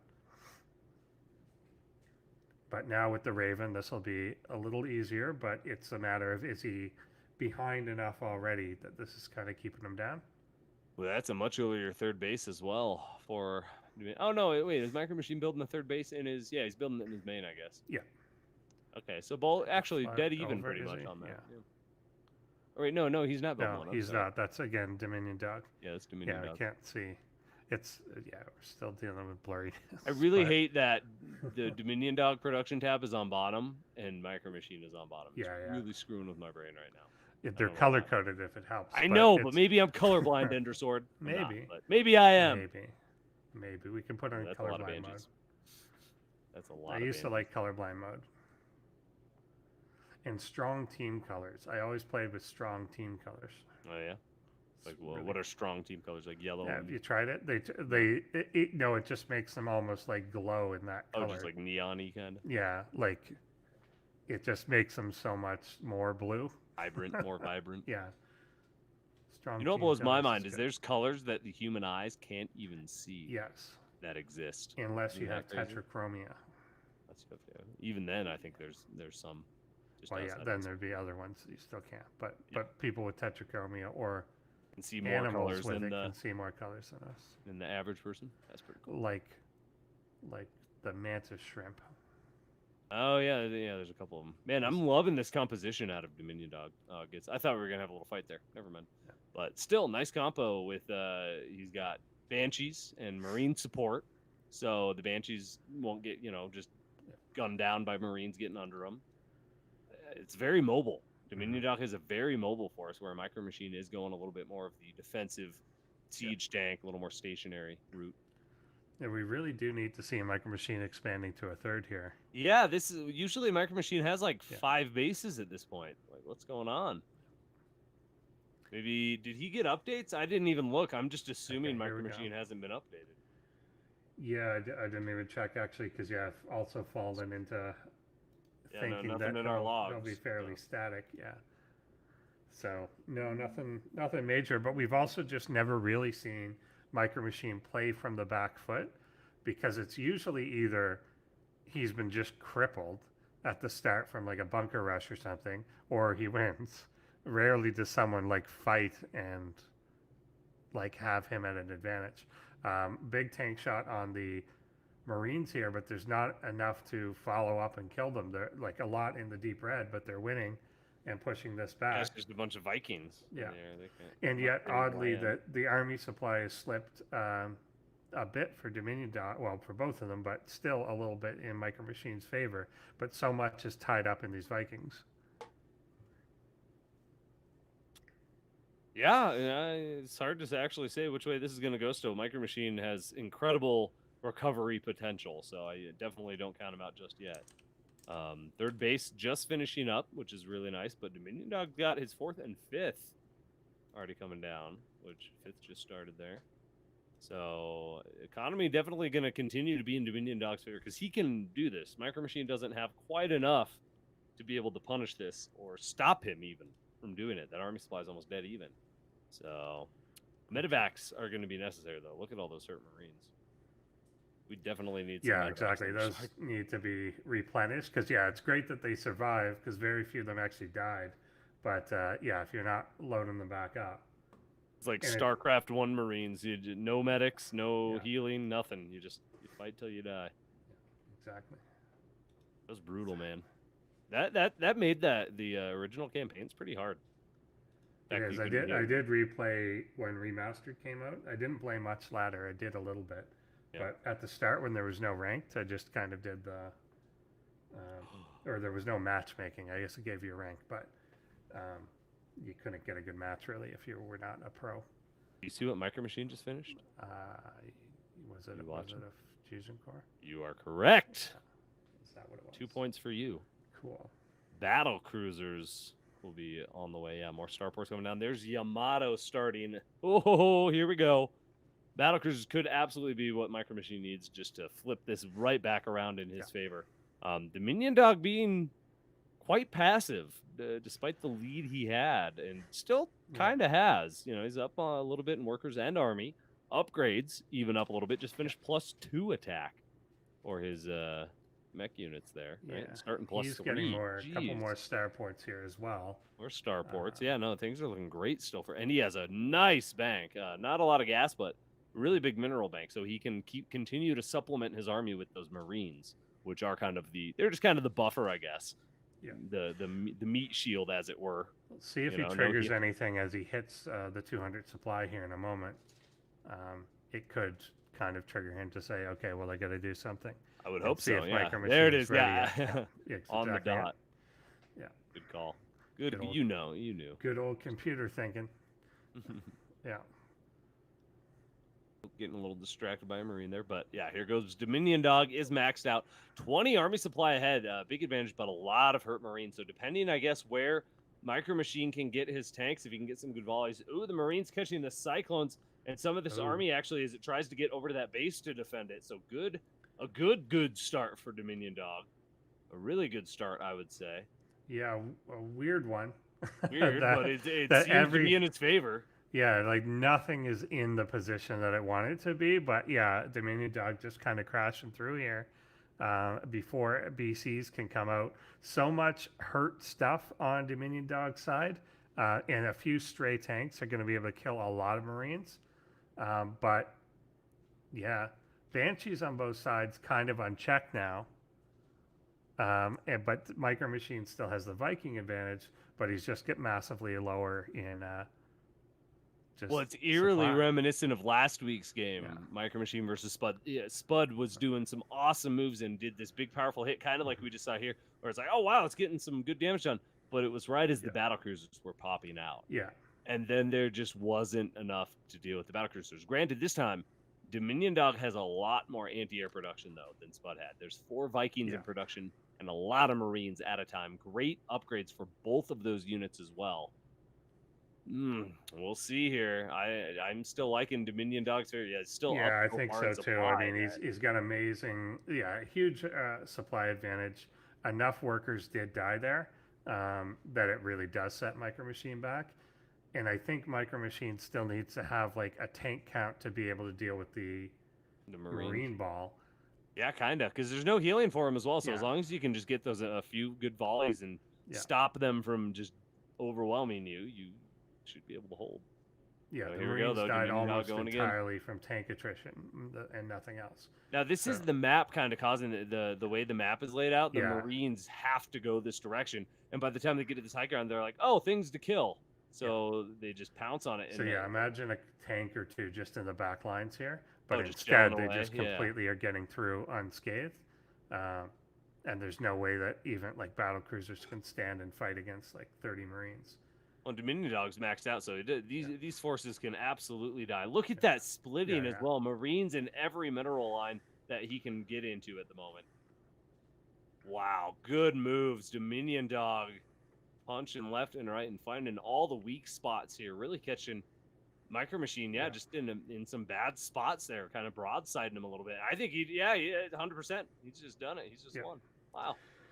Yeah, full breakthrough this time. I think, you're right. The way that the map is, that it pulled the armies apart into this huge line across multiple screens where like Vikings hit Vikings, and then there was Banshees on the lower part of the map, but then Marines on the top going into like a couple tanks. Like it was just a weird way that they matched up and fought. And again, the anti-timing of being right before BCs started to come out to help. If they were there at the initial when the two Viking groups met, if there were like two BCs with it, maybe it's different. Maybe it changes the Marine behavior because they come to it, something like that. But it's just hard. There was nothing that was able to pad for MicroMachine's stuff, like to slow the Marines down. And there you go. Have a buffer or something. But this will be interesting if they do similar stuff on another map. The like you said, the map design that it forces like this whole weird path on everything is probably not going to happen in another map. So see what goes on there. Though, very impressive showing out of Dominiondog. Very. Great macro, expanded, attacked appropriately. But MicroMachine just seemed a little slower than his usual self today. Yeah. As far as the macro and stuff goes, right? Or am I making that up? I think again, it's not used to being on the back foot at all. Yeah. Maybe just losing those first two Reapers, because he did lose two Reapers. How often does that happen? Like, never. Not much. And then, of course, the real key to this, like being a little on the back foot because of that, but then the Banshees coming and just killed like a whole bunch of stuff. Yeah, they did work. So, I mean, that's really where it fell way back. And he had just started to make a engineering bay. There was no scan. Like, I think right before the Banshees came in, he blew a scan. Because I think as we were coming across, you could see that a CC had enough. And I think he dropped a mule like just before they came. So I think, again, that's a slight timing thing. But let's see. If they do that, I kind of hope they both do the same thing, because I want to see how that will play out on just a different map. Yeah. Well, Dominiondog does stick to his guns for the most part. So he's got some solid builds. Yeah, and if you won with it, you might as well. Might as well stick with it. That's usually what we see in these scenarios, where if the bot wins, it'll just kind of do the same thing again until it loses, in which case it then switches it up, which is a reasonable way to go about a best of 3, I think. You would think so. You would think so. You would think. But then you can also, you have to kind of anticipate, oh, well, if I beat him, well, then he's going to change his strategy now. So should you then change yours? It's the whole meta. That's it too. Yeah. Can you anticipate what the change will be? And I think because, again, it's a best of 3, I think a lot of people say, I won't change mine because I won with it. And then even if he changes his and I lose, I still get another chance to change mine. Yeah. To whatever. And if you can beat him once, you would think, oh, well, maybe, what if that was his best build coming in? Well, then obviously this will beat his other builds. So. Exactly. It's like rock, paper, scissors, where you're allowed to change and your opponent has to stay the same. Yeah. or not has to, but you know if their code will Your or not. opponent changes, Yeah. but you stay the same. Yeah. Yeah, or vice. I mean, if you're like rock beats scissors, then I'll decide to stick with rock and they can change. But then if they win, if they switch to paper and win, they must keep paper, and then I can switch to scissors. Oh, That's basically, yeah, like the winner basically keeps whatever they won with. That's usually how it ends up playing out. A little bit. Yeah, and I think people probably know which bots do and which don't. Like who chooses based on scouting and randomness, and who chooses based on what their record is. All right. Well, this will be coming up very soon, everybody. Thank you for your patience. We're getting it loaded up right now. Game 2 between Dominiondog and MicroMachine. Again, whichever bot wins here will move on to face who was it? Ketroc. So we'll have even more DVTs next week. Ketroc going up against the winner of this. Should be a good match. Whichever bot moves on, that will be another epic DVT, I think. Because Dominiondog showing he can go toe-to-toe with these top Terrans, even though MicroMachine is number 2 on the AI arena ladder, so it's not over just yet. We'll see how it pans out. All right, it's coming soon, I promise everybody. It's coming soon. Thank you for being patient. Ender Sword. Soon. Yeah. Is that my name? What? I don't know. What did you just say? Were you looking up the Art of War again? Oh, Sun Tzu? Yeah, probably.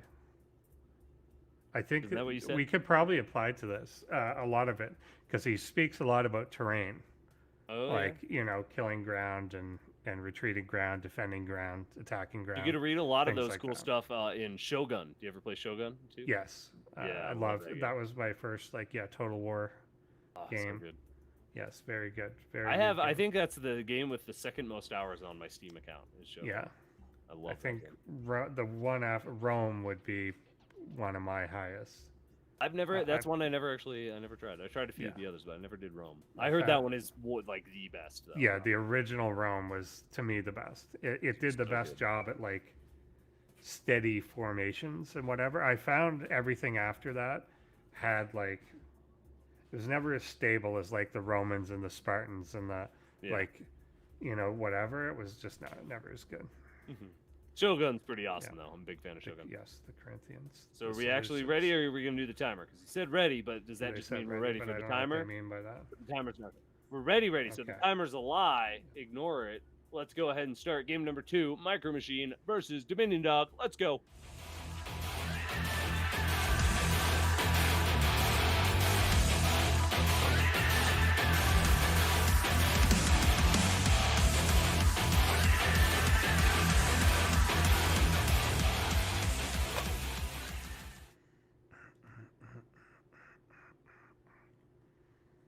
Dolinas. Dominiondog.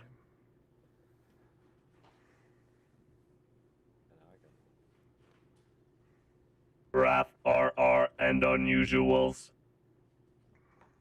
MicroMachine.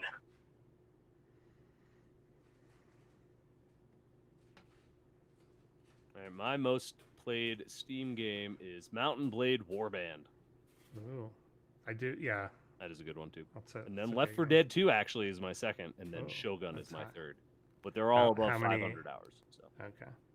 Mine. So I have a lot of like idle games, so I just ignore them because I just particularly the last couple of years working from home, I've got idle games. I wish they would remove that from your time played. Like if your mouse isn't moving, just stop counting. Count it. Like I'm not there because I've got a couple here that are like 5,000 hours. Yeah, but it's just running in the background. You're not playing it. But my number one game, and this is only what I played time on Steam, is EverQuest with 2,800 hours. That's a lot. And I know that my actual played time in the game over the course of the past basically 20 years is over 1,000 days. Wow. So that's 24,000 hours. That's a lot of time. So that is by far my most. You could probably consider yourself an expert at that game. I think it's the only thing probably in my life that I was truly an expert in. Like, well, there's two things. There was that, and there's a game pre-Steam and everything called Star Wars Rebellion those Oh, two yeah, games, like I was, you know, just a champion. yeah, those if esports was around at the time of the Star Wars one, I was number one for sure. You would have for been like Flash of about the, a of that year. game. Yeah, basically. Like I was the one that wrote the strategy guides for it and all that stuff. And same with EverQuest. Like I wrote a lot of the techniques of like, here's how you do it. Even now on my YouTube channel, my top performing videos are all EverQuest videos. Yeah, that's awesome. Yeah. And that's an old game too. That's been It's around a super old game. It came out in People like look for a while. 1998, 1999. Oh, Reaper gets out this Yeah, time. nice. This No could make a wall. difference already. Slippery little Reaper. Yeah, so the map terrain definitely plays a part in these TVT matchups. And Good stuff. Yeah, that's- EverQuest has 23 expansions, I believe, right now. Wow. My second highest game is Final Fantasy 14, but with only 700 hours. And then I always forget that I played this much, but Dota 2 I have 500 hours. Oh, it's easy to sink time into games like Yeah. Dota and stuff, for sure. Well, and how much of the time is spent just in like lobbies and Yeah, stuff probably. for multiplayer games and that? So yeah, playtime is not. I truly wish I knew reflected in playtime those on stats. StarCraft. Yeah, that would because be cool. I know how many games I've played, at Since least like 25. StarCraft 1 or just StarCraft 2? StarCraft 2 in particular. I definitely played StarCraft 2 way more than StarCraft 1. Like I played yeah? that, but I not think I for played more 12 years. That's a good one. So I played so much StarCraft 1 though. I think I've got Yeah. more StarCraft 1 under me. I think Oh, I've got- Reaper, so Oh, slippery. He's getting out though. He's getting surviving, out and I this think it time, makes yeah. a difference. Yeah. Well, did MicroMachine? Oh, yeah. I was gonna say, did he make a second Reaper? He just died in the main. No. Just got a glimpse of it there. Yeah. So, So we're gonna get the same thing. The a cloaks. little better. Cloak's coming. He's already got a Viking coming out. We'll see the timing on like an engineering bay coming down for him because I think Score that's gonna is make a difference. 1-0 by the way for everybody, Yeah. and for production. Score is 1-0. I always kind of wonder now, have I spent more time playing StarCraft 2 or casting it? I've played, I think, 30,000 games, That's a lot of games. not counting things like arcade or whatever else, but 30,000 1v1 games. But I've also I don't know if I've casted quite that many, but I've probably You've spent more watched time a lot casting. either way if you Well, add them yeah, all up watch for together. sure. Yeah. Because playing counts as watching. All right, nice tank there from MicroMachine. Good position this time.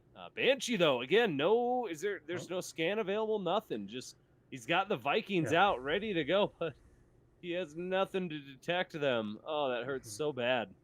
Yeah, some early Banshees here, really catching MicroMachine unawares. Yeah, definitely hurting. So far, a little less damage done though, and he is Wow. As making. the mineral line gets decimated. Yeah, now it's going, but yeah. You Let's see spoke a what he little too cleans it soon. up. I guess one of the differences is that he was able to do the whole. There's a scan. Will he get much for this? He was also the one able ran to- out of energy, so Yeah. he gets that.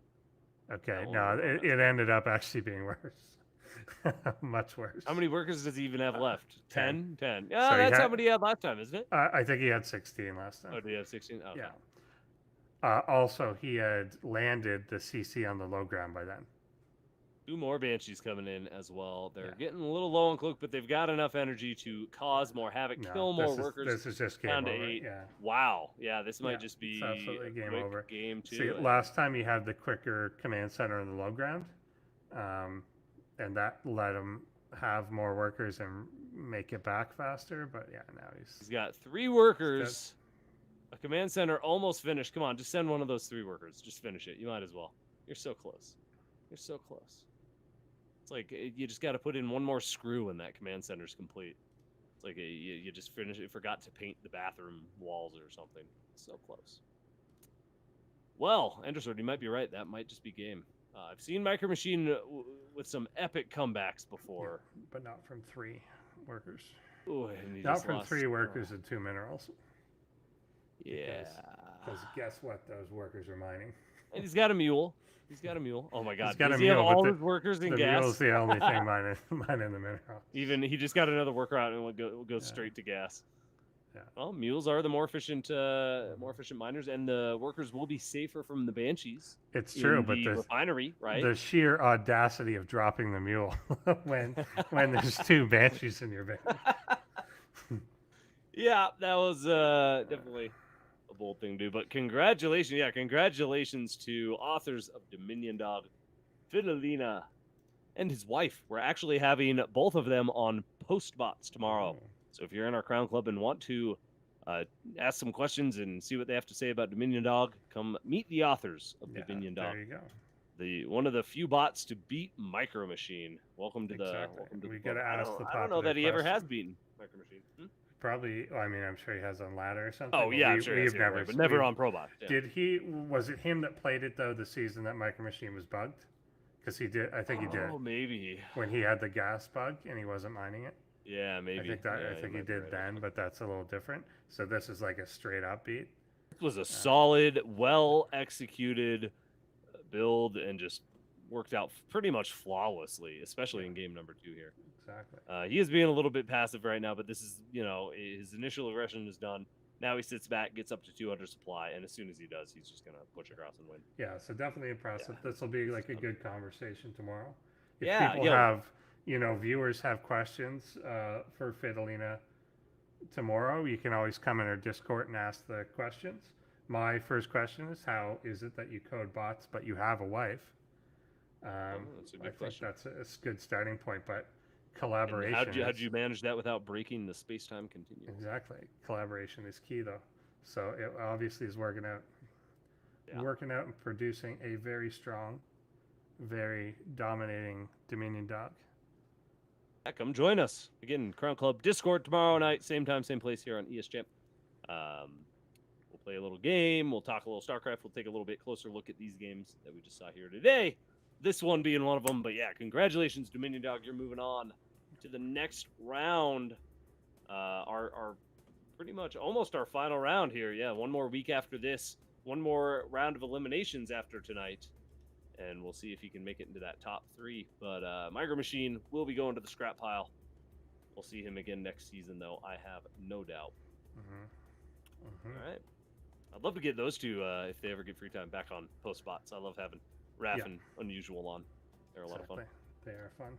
Talking to you guys, yeah, they watch the show. We'll see if they watch this part. All right, ladies and gentlemen, we've got one more best of 3 for you this evening. One more elimination. We've got SharpenedEdge and we've got BenBotBc, and one of them will go into the scrap pile. The other will move on to face Zoe. Yeah. Oh yeah, shout out. Sure. Yeah, do a shout out. Do it.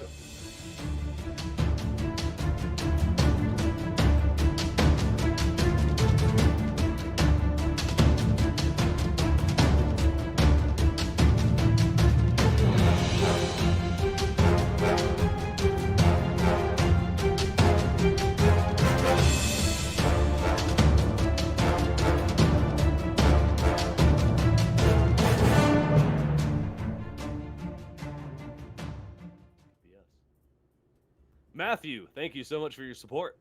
Matthew Kissel. I don't think we've ever called that name out, so congratulations. Usually we've got like the same 3 names that like to play. But we do love you all equally. We really appreciate all your guys' support. So thank you all for being in the Crown Club. And again, if you like extra ProBots content, come by tomorrow night in the Discord. And we'll eventually be doing a community game night for our Crown Club, I would imagine sometime soon. We usually do one towards the end of each season. We do. Where we just get together, play a few little, Jackbox style games or whatever. Maybe we'll play some Among Us or something. Whatever it's called, Pictionary. Who knows? Yeah. We play games. It's fun. Check out our Crown Club if you want to support ESChamp. Code words. Code words, yeah. Whatever that is. Good one. It's fun. It's good stuff. All right, let's look at some stats. We have got, again, our last best of 3 coming up here tonight. Thank you for bearing with us, everybody, through our technical difficulties this evening. But things are looking good. Things are, we're getting through this. We can see what's going on for the most part. SharpenedEdge is very sharp. Don't play with it. Don't play with those sharp edges. Don't do it. It's tempting. But don't do it. I'm trying to pull up updates here. So SharpenedEdge did receive some updates. Optimize some builds versus Protoss. Speed mining is enabled. Fix some adept harass. A little logic fixes, some zealot fixes. Oh, I guess his zealots were only hitting with one blade. Zealots do have Oh, 2 side blade attacks, like pow pow, but his were only hitting with 1, I guess. So that's I don't no, know how you even basically do that. cutting their. Yeah. Well, you can because you You can can just hit and cancel pull it, away yeah. in time. Yeah. Yeah. You can only attack with one of them Interesting. because it's frame by frame, and one frame one hits, and then another frame the other hits. Yeah. So Frame good. That's perfect. good. That's 50% addition of damage there for the That's zealots. true. That's a good addition. And then BenBot, did we have his stats? Oh, here. Oh, okay, we went back. Cool. Yeah, he got some updates too. Modified a little build order. Try to beat Negativezero specifically. Should that come to pass? Minor wall improvements as well. That could be nice if he has a Zerg opponent next round, which very well could. If BenBot moves on, you will need to have walls against Eris or Zoe. I mean. Quite All right, are we ready? Is that it? I'm ready personally. I am so ready for this game. We're not quite ready. though. Like, I as am a- ready, but we're as not. a community, I As a feel we're community ready. as a whole, we're not. Yeah. Okay. So, what is your favorite Easter candy? Did you favorite get any Easter Easter candy? candy? I did. We just I- got some of those Cadbury crunchy eggs, like the crunchy shell on the outside. Oh, okay. they're so good. See, I was gonna say my favorite is the cream eggs. Oh, With you like the the cream in the creamier, the middle. soft inside. Yeah. Yeah, I like the crunchy candies. I'm all about Crunch bars, Mr. Good Bar, anything with like nuts in it. Yeah. I'm not as nuts on nuts, but I like malted. Like I like Maltesers. Yeah, we were talking about those. Yeah, a which week or two is ago. like Whoppers if you're. Yeah, here's American, your favorite segment, Ketroc, where Yeah. we talk about food we Yes. have and have not eaten. which we do It's or just do for not you. eat. Yeah, exactly. I saw some dried mango the other day, and I love dried mango. I almost bought it as a prop. So some is good. Yeah. A lot of it's they just coat it in sugar, so it's really Mhm. sugary and just too sweet. There are ones that they don't do as much, which I prefer. Like I like a little bit of sugar on there, but Yeah. I don't like it super sweet. I like it mango-y. Otherwise, you're just eating. It's like why don't I just eat mango candy at that Yeah, point? Why am I think I eating don't dried like mango? a lot of dried anything. I have a dehydrator. We've been drying sweet potato. We dry herbs. Mushrooms are good for drying. What else do we do? All sorts of stuff. Yeah. Yeah, We can make we made fruit strips. You can make your own fruit strips with the dehydrator. You just make like a fruit mush and then put it on a little tray and then dehydrate. Boom. Oh, nice. Well, Done. I do want to make fruit mush. Fruit mush. It's delicious. Yeah, maybe. I'll just buy the fruit by the foot. I don't need to Yeah, make it's it. easier. Don't need to make it myself. But it's I'd tasty. rather If just you make it yourself, unspool it. you can make it whatever flavor you want.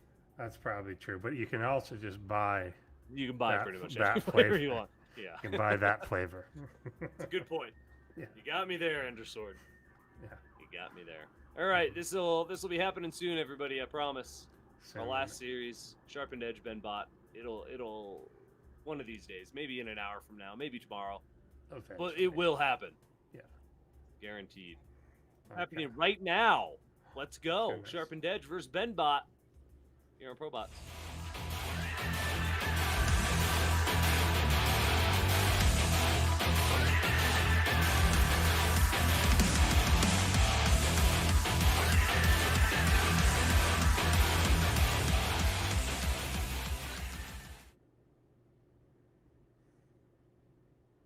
Infies.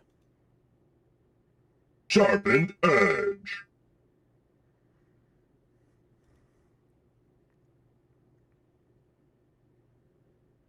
Blossiers. BenBotBc.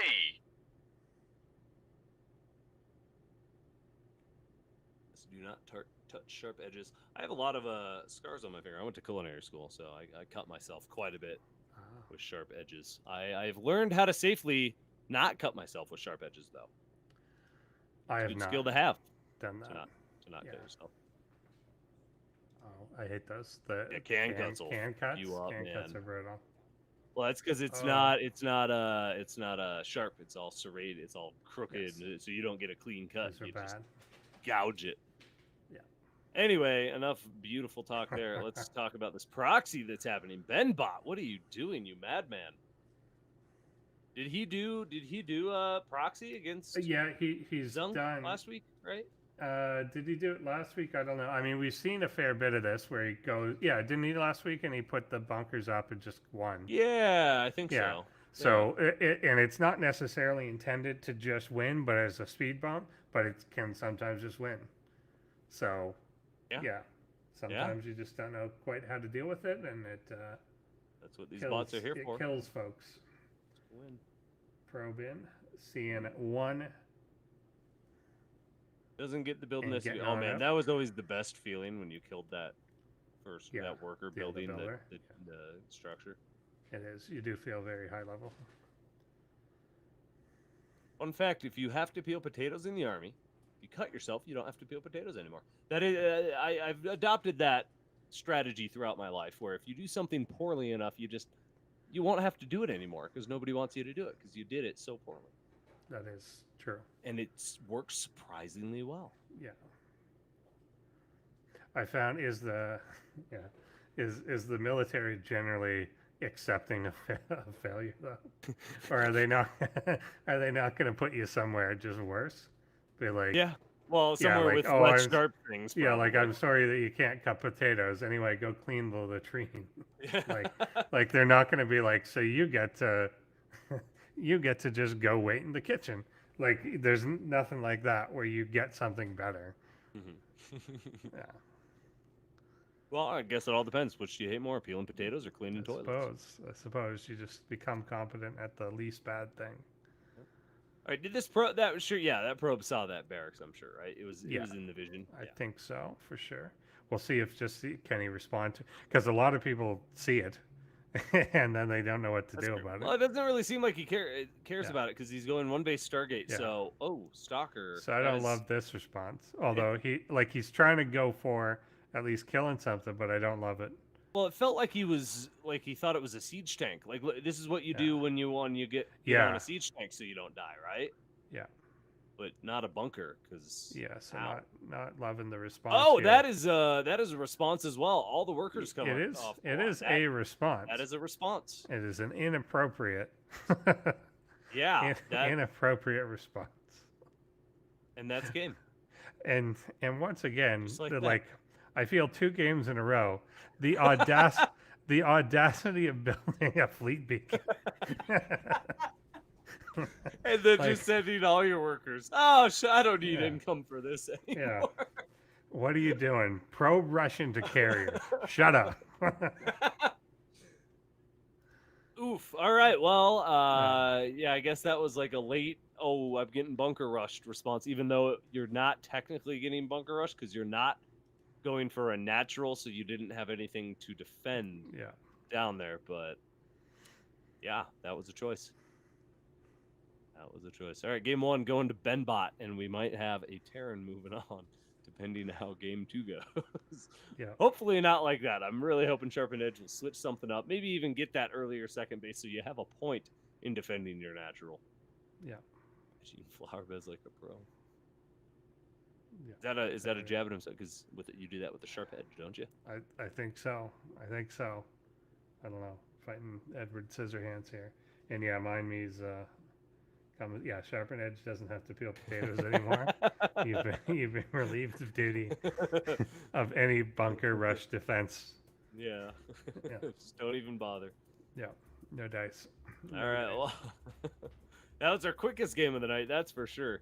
A little bit self-induced of a loss there. A little bit of a self-induced loss. Because had he just kept mining and built a carrier, at least, or a Tempest.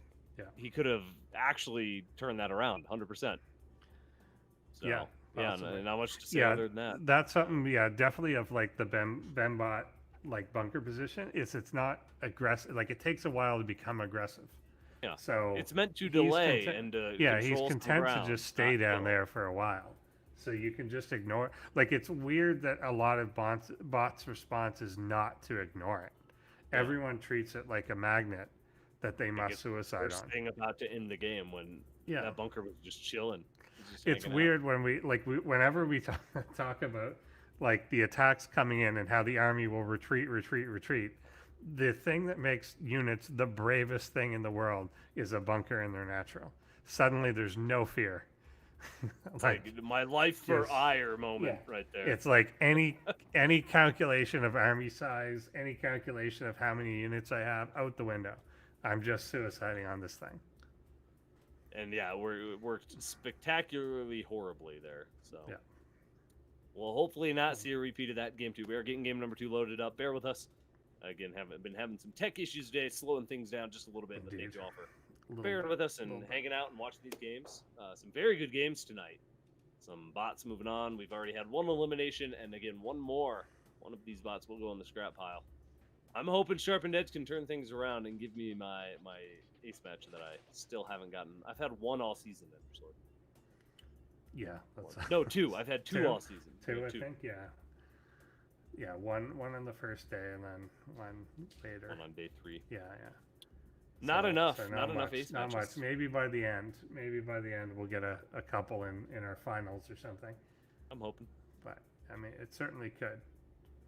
Certainly could as we get the big clashes. But yeah, there's a lot of thing. Actually, it kind of calls attention to the fact that we don't see. I think we used to see a lot more of the build order switching from game to game, and I feel like we see less of that now. And I think maybe the authors have decided like it's actually inefficient to be trying to build, like make all these multiple builds. You already have to know make who them. your opponent is a little bit too, right? Yeah. So it's kind of more like you're gonna make one for like either that person or that race at the best, and then once you start getting into like making 6 builds for that thing, then it may be inefficient to do that. It does feel like a lot more bots are going for more of just a solid play style, just trying to have good macro, good engagements, good decision making, stuff like that. Whereas then there's bots like Tier, for example, has just tons of different builds that it can choose from, depending on the scenario. Usually, it feels like it's just randomly chosen. Obviously, not always the case, but just a lot of different approaches to how you want to come across these. And some of these bots use data to, analyze. Oh, I've played against you before, so I should do this because this works well against you. Other bots don't utilize that, so it all does just kind of depend. Whoa, are we ready? Okay, we're gonna go. Game number 2. Yes, I did turn green, but I'm back. I feel fine. Game number 2 between SharpenedEdge and BenBot. Let's go.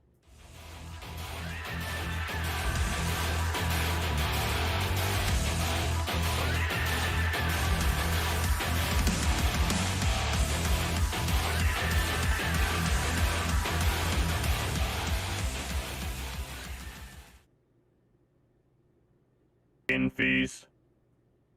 Scoreboard. SharpenedEdge.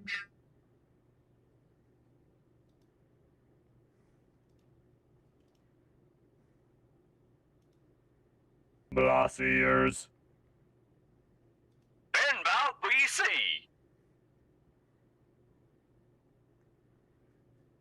All right, this could be it, Endersword. Could be. This could be it. BenBot up 1-0. SharpenedEdge on his last life. Needs to make something happen now. Will SharpenedEdge attempt the 1-base fleet beacon yet again? Or are we going to see something different? All right, this... Oh, no, that doesn't get scouted. Right? That was just on the edge. Yeah, I don't think he was saw too that. far. Do we get vision? Can we get I don't know if we can on these games.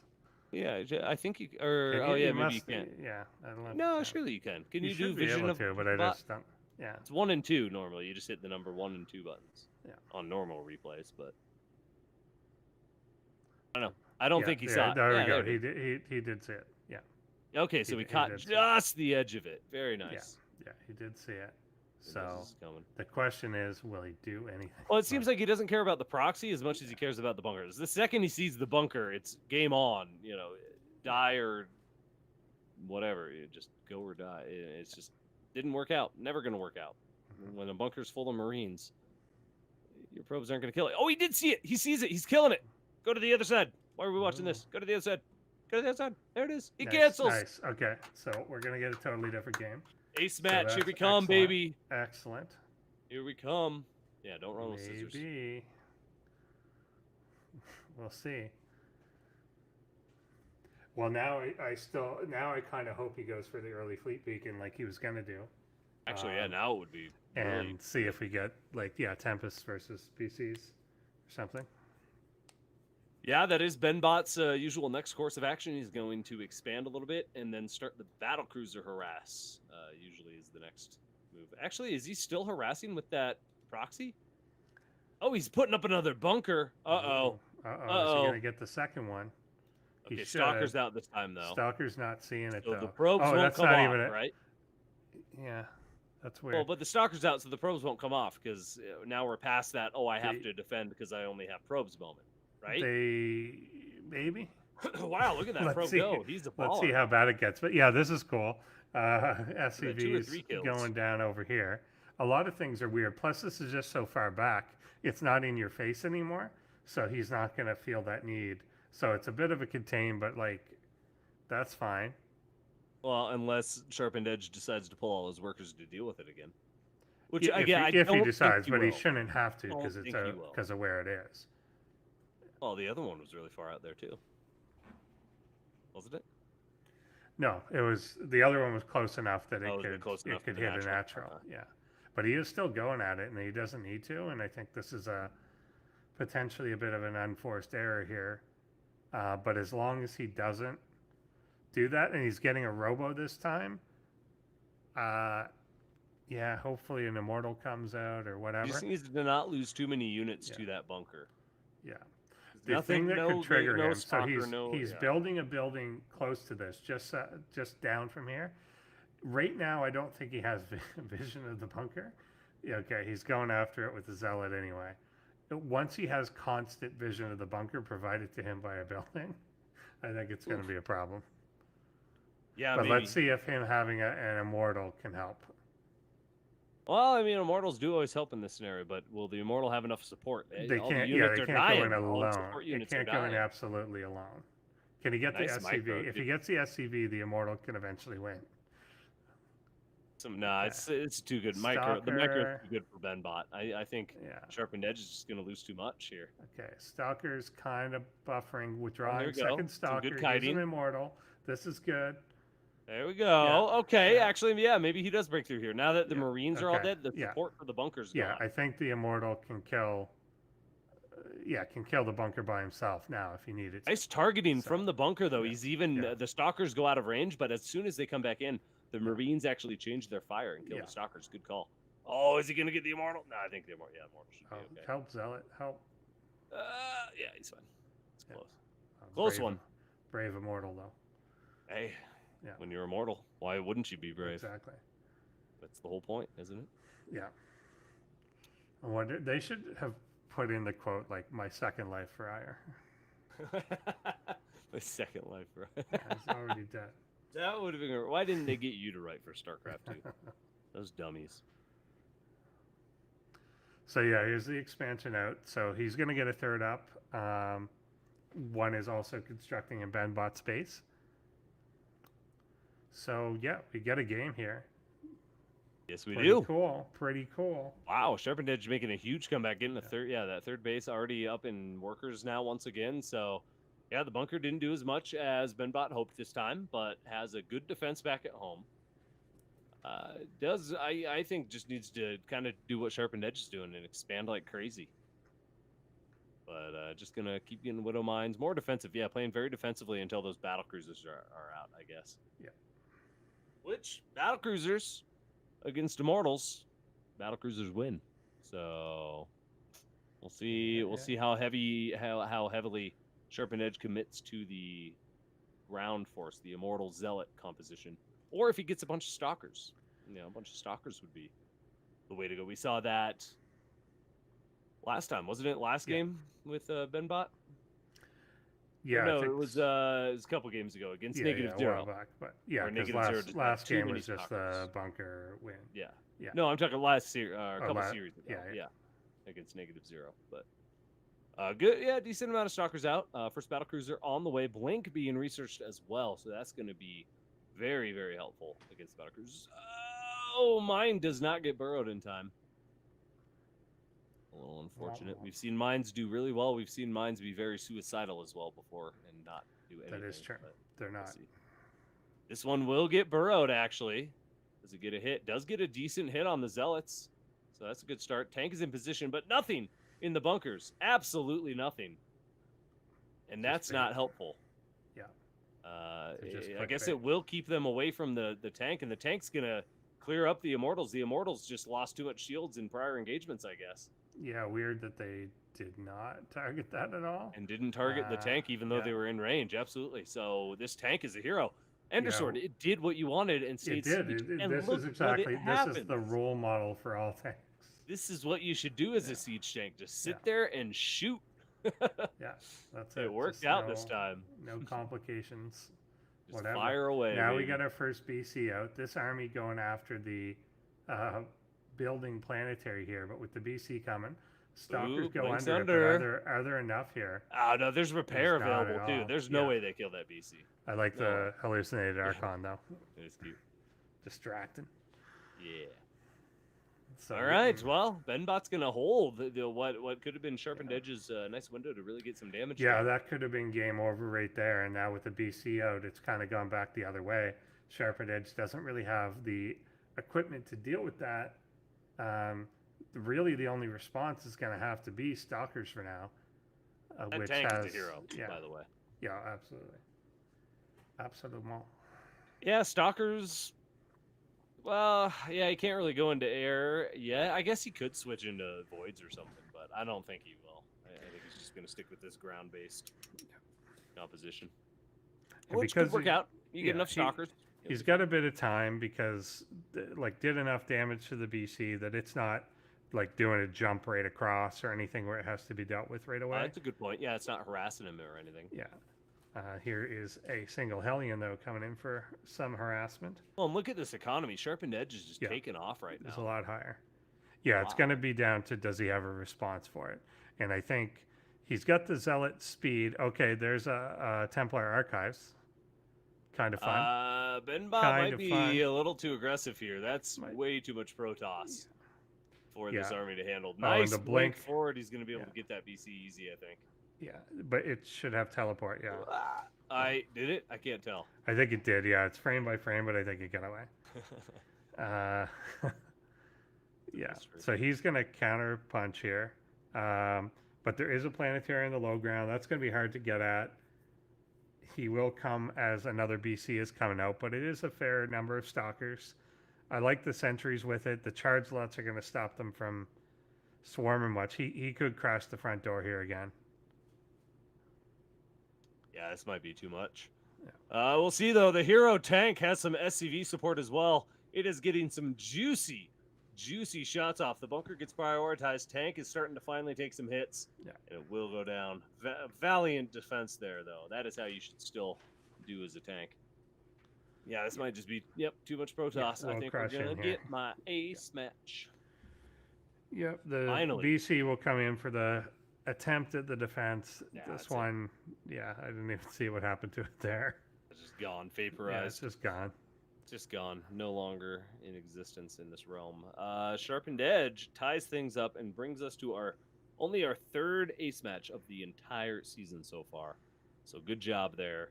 I am personally incredibly happy about this. Yeah. And now we know that this series could go either way. Exactly. And BenBot just tag and cancel. Now, I am curious why, if BenBot had not done a second bunker, would he have done better? Would he have had a little more money? Because it did kill units. So it did. Yeah, I think it was still worth. Him still getting the contain. He killed enough units that was well worth it. I'd call it worth it. Yeah. And then even the two empty bunkers at home turned out to be well worth. Yeah, they just bought time. Worth the money. It's all about the tank. I think he ended up in the position, to be honest, that he wanted to be in. Yeah. I think everything that happened was that's close enough to plan that you have to be happy. If you said you're going to start the game with a soft contain that kills 3 or 4 Stalkers, 4 Zealots, and it costs you 8 Marines in a bunker. Then I think anyone's going to take that. So, and it contains, I think the thing is that he maybe didn't take advantage of it to get to his third quicker. So SharpenedEdge jumped out ahead on the econ, and then was ready to push before BenBot was really ready to do anything about it. And it's only because of that hero tank that he kind of crashed on it, which is just kind of a glitch in behavior sort of thing. So he didn't take advantage of the advantage that he was given or that he won. Got to take advantage of the advantage. You got to take advantage of the advantage.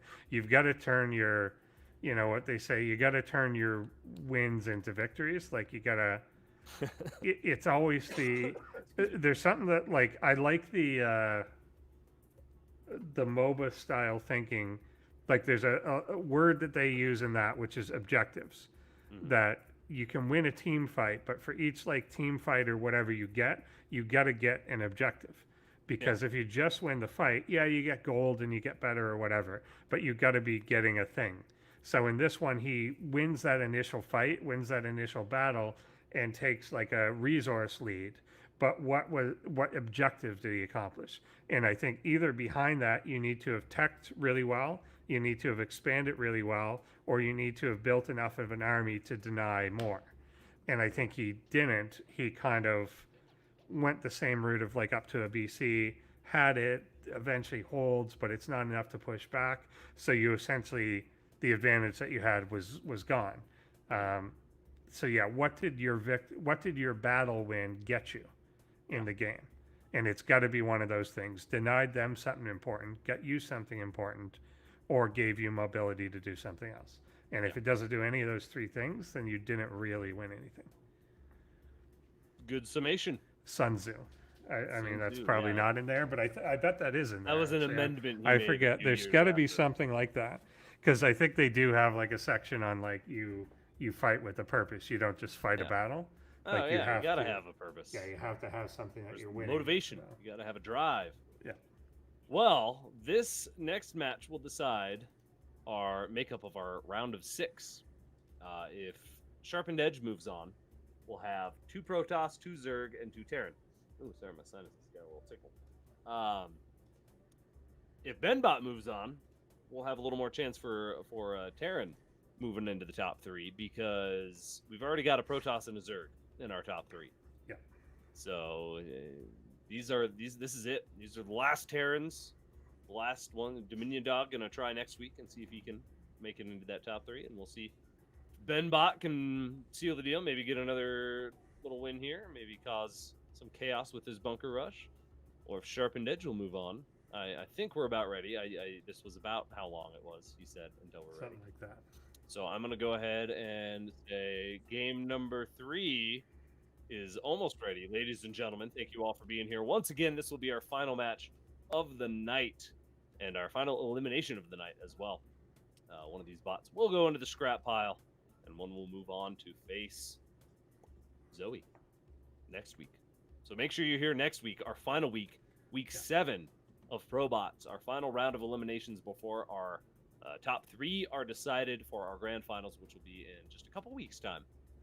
Yep. And should be a lot of fun. All right, we're waiting for the quality to be looking to settle and to look good, and then we'll be starting this match. So thank you again, everybody, for bearing with us tonight. We had some technical issues that we've been fighting through, but our production crew's working tirelessly. Yeah. Effortlessly. Effortlessly would explain a lot. Yeah. But no, they're working hard. They're really trying to make sure things are still even just working and running. So here it is, game number 3 to decide who moves on and who gets eliminated. SharpenedEdge versus BenBot. Let's go.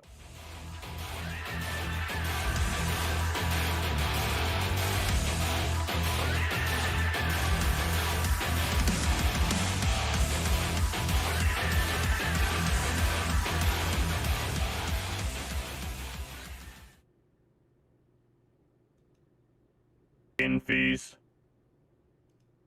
Sharpened Edge.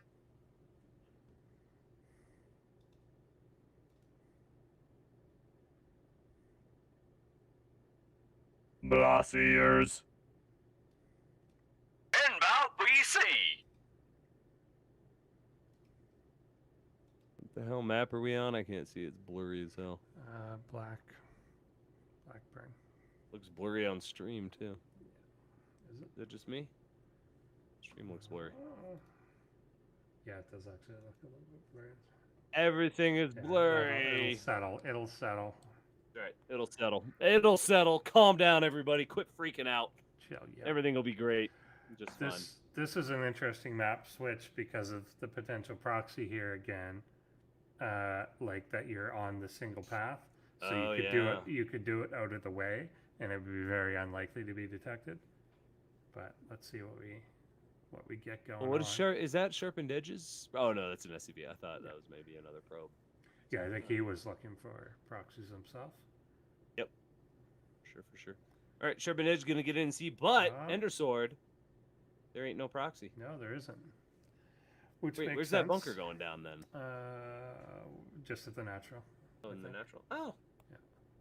Well, look at that. BenBot doesn't want to play that game anymore. He learned his lesson, I guess. Sick of it. Over it. Over it. Yeah. Excuse me. Pod of proxy. So yeah, I think we're gonna get the normal game. It'll be what does SharpenedEdge then do? Does he go back to the Stargate opener? Are we gonna get another Robo? Oh man, I'd love to see a Fleet Beacon opener. I think. Yeah, I would like to see that too. I wanted to see that in the first game, with just the straight up Stargate no build Fleet Beacon. Because now it would work potentially, because there's no bunker pressure and no shenanigans there. But we'll see what happens. Just an early base for both. Looks like we're going to do more of the macro game. I'm cool with this. Nice ace match, by the way. It is 1-1 in this best of 3. It is. Yeah, nice macro game for our ace match. I think that'd be nice. It would be nice. Wouldn't that be so swell? nice. We got a cup of tea and some ZVZ macro stuff. Yeah. Enjoy a nice ace match. Yeah. Yeah. Come on, robots. Do you ever go to tea time? Do you ever do that? Fancy. Oh, we have audio actually. Holy crap! I don't know how we got that. Well, there you go, everybody. Enjoy listening to something besides us. Fun times. Tea time. Yeah, you get little sandwiches and you never done that? No, I don't think so. I've gone golfing. Yeah, it's like the the little cake tier, like the tiers of little trays. It's like a little circle, almost like a tree shape kind of thing. Yeah, like little cut up sandwiches. I think I'm from I know the concept of like high tea and stuff. Yeah, high tea. Yeah. But no. My mom drinks tea. I don't drink either tea or coffee actually. Really? Yeah, just the energy drinks. Tea promotes a longer lifestyle. I think it does something to preserve your organs. That's why I think people who drink tea live longer. I personally promote and endorse a shorter lifespan. Oh, okay. Yeah. Well, I mean, on a cosmic scale, it's just a blip. We're a blip, man. We're nothing. Just dust all of humanity is but a fraction of billions of years that it's all existed. So, what's another year and a half on Earth? Exactly. Doesn't mean anything to the planet Eris. I've promoted to a planetary dwarf. Just the planet. Surpassed Pluto. It's defined as a planetary dwarf. That's what it is. Oh, well, there you go. Planetary dwarf. Well, that's not a very nice thing to say about a planet. I don't think it is either. It is weird that they're breaking out the word dwarf in this day and age, but I guess that's what they went with it. No one's ever clear on whether that's used in a lot of things, but planets, man, Wow, this is going to be a passive ace match for the start. Looks like it's going to be for well, you got to build up. It makes sense. Both bots have taken a lick, so you got to make sure you're not going to lose it. This is the last life for both of these bots. Yeah. I like the direction of Twilight Forge. Another base. Getting, blue flame. Yeah, he's going to have a very mobile army. That's for sure. Both bots actually going to have a very mobile army. And the old armory. The old armory? How do you know isn't it a new armory? Yeah, do Terrans reuse building parts when they build a new building? Don't they? Well, it's like an IKEA kit for buildings, right? Everything is made from a previously scrapped bunker. Yeah. Everything. Oh, yeah, Stalker's not going to be able to push up there. We've got our solid BenBot defense, Widow Mines, bunkers. Yeah, this is a good ramp. Yeah, that's quite a good one at the top of a ramp like that. Now we're getting the fusion core as expected. The Immortal is coming back home, another one popping out. If it gets like up to 2 or 3, then we're gonna be like you can break that. There's not suspiciously not a tank up there. Yeah, that is interesting. So now would be the time for those Immortals. Well, you've got the Widow Mines for the splash, so you don't really need the tank per se, but you don't need it. A tank here would be you're shut kind of down everything here. Yeah. Because nothing's pushing up there with the tank. Yeah, once the Widow there kind of fires off, then you've lost whatever it is. But I think if you went up with 3 Immortals, you could plus this. You could also, and Sentries would never do this. You can afford force field it. Oh yeah. You know, so there's no repair, but these guys won't. But they're just going to blast it down. You don't even need 3. You just need 2. Yeah. By the looks of it. Oh, this might be it. Is he going to break through that? Bunker's surviving. Oh, but it does fall. Yeah. But does he have enough to actually get up and do any damage? He's going to keep the Immortals alive. But yeah, as long as those Immortals stay alive, that's a victory. I was going to say, if that's a trade-off, then that's a situation like I was talking about if you didn't gain anything. Yeah, not a very good trade in the end. But with the 2 Immortals alive, then that's fine. Yeah, he killed some workers, killed some army, got the bunkers broken down. So now if he goes again, there's a lot less defense. Only 1 bunker this time. Not as much coming in this round though. More reinforcements are catching up. There's that 3rd Immortal. Yeah, he needs to wait for this other group. Yeah, if he can group up and just push up here. Yeah, and then so the Widows have fired off. Is he going to get enough fire damage? Oh, Immortal, where are you going? Go backwards, Immortal. Oh boy. Yeah, he didn't blow down the bunkers, but he's kind of got these other troops that are he's cleared a path to the worker line, and this is where it all starts to fall apart, unfortunately, for BenBot. Yeah, he could have taken the bunkers out though, but I mean this is not just as good, but it's quite good. It's doing enough damage that. A lot of cancels too on that turret. That's a lot of money wasted. Yeah, now these ones going down to try and defend the 3rd, which are kind of cut off from the rest of the forces. And yeah, this is the overrun. So while it's going to take them a little bit to get into the actual main, there's a tank. This is the overrun. Yeah, exactly. That guy blocking the ramp a little bit, holding down the fort. There's the BC. So I think he won't. He'll get pushed back here. Because he's going to need I don't even know if he will. Like, at the natural, yeah, he will. But I think SharpenedEdge can you're right. They're doing a bit of damage to the BC. It'll pull back, though. Oh, he's got a battlecruiser out. Yeah, that's a different taker. Because you need a bunch of grouped up sentries or stalkers to be able to deal with it. And he's not. But, I mean, the damage is done. There's 8 workers, 7, Yeah, 6, he's got 1 5. Yamato with Yamato, though. Let's see what he can make happen. He could Yamato that stalker. Man, Sentry even bringing him in. It'll have to jump now. Yeah. Yep. And BenBot's just not going to have any money to repair. 0 minerals. Well, now he's got 25, but 4 workers is not going to cut it. SharpenedEdge, I think, has sealed the deal. And we'll be moving on to our next round. Congratulations to our author of SharpenedEdge, Infi. Doing so good. Good job, BenBot, though, I got to say. Yeah. Lots here, you got a good bot here. BenBot's looking stronger every single season we see him. Yeah, he didn't attempt the bunker this time. I don't know whether it's map specific or just because he lost with it. I think it's just because he lost with it. Yeah, because it could also. It's also is a little tougher because it's up a ramp. Yeah. But still, I think you're right. It's probably because he lost. Yeah. But still, great. I am so glad I finally got another ace match, and this was a great matchup between these two. Very back and forth.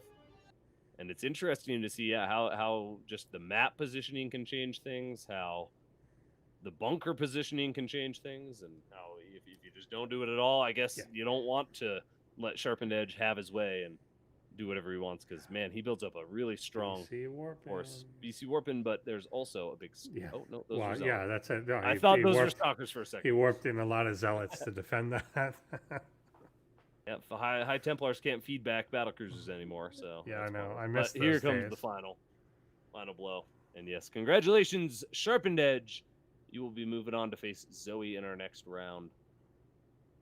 That will be next week. Week 7, our final round of eliminations before our grand finals of ProBots. Yeah. So good job, everybody. Good job, all of our authors. Seriously, this season has been incredible.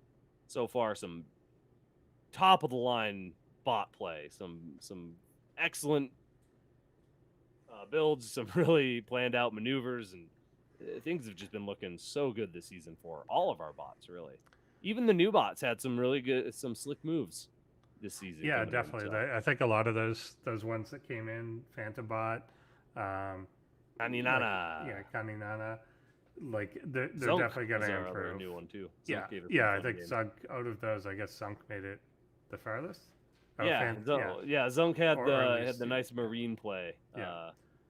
So basic So- but powerful. So that means there's a lot of potential behind it. So good yeah, stuff. exactly. Yeah, all of them just need a little more time to flesh out everything. Wow, yeah, this is what 10th season for or 11th season for MicroMachine or something, or 12th season. What season is it? Just however many there have been. How many have we done? 9, 10, 11. This is the 12th season because you did 2, and Yeah. then we've done 9. Mhm.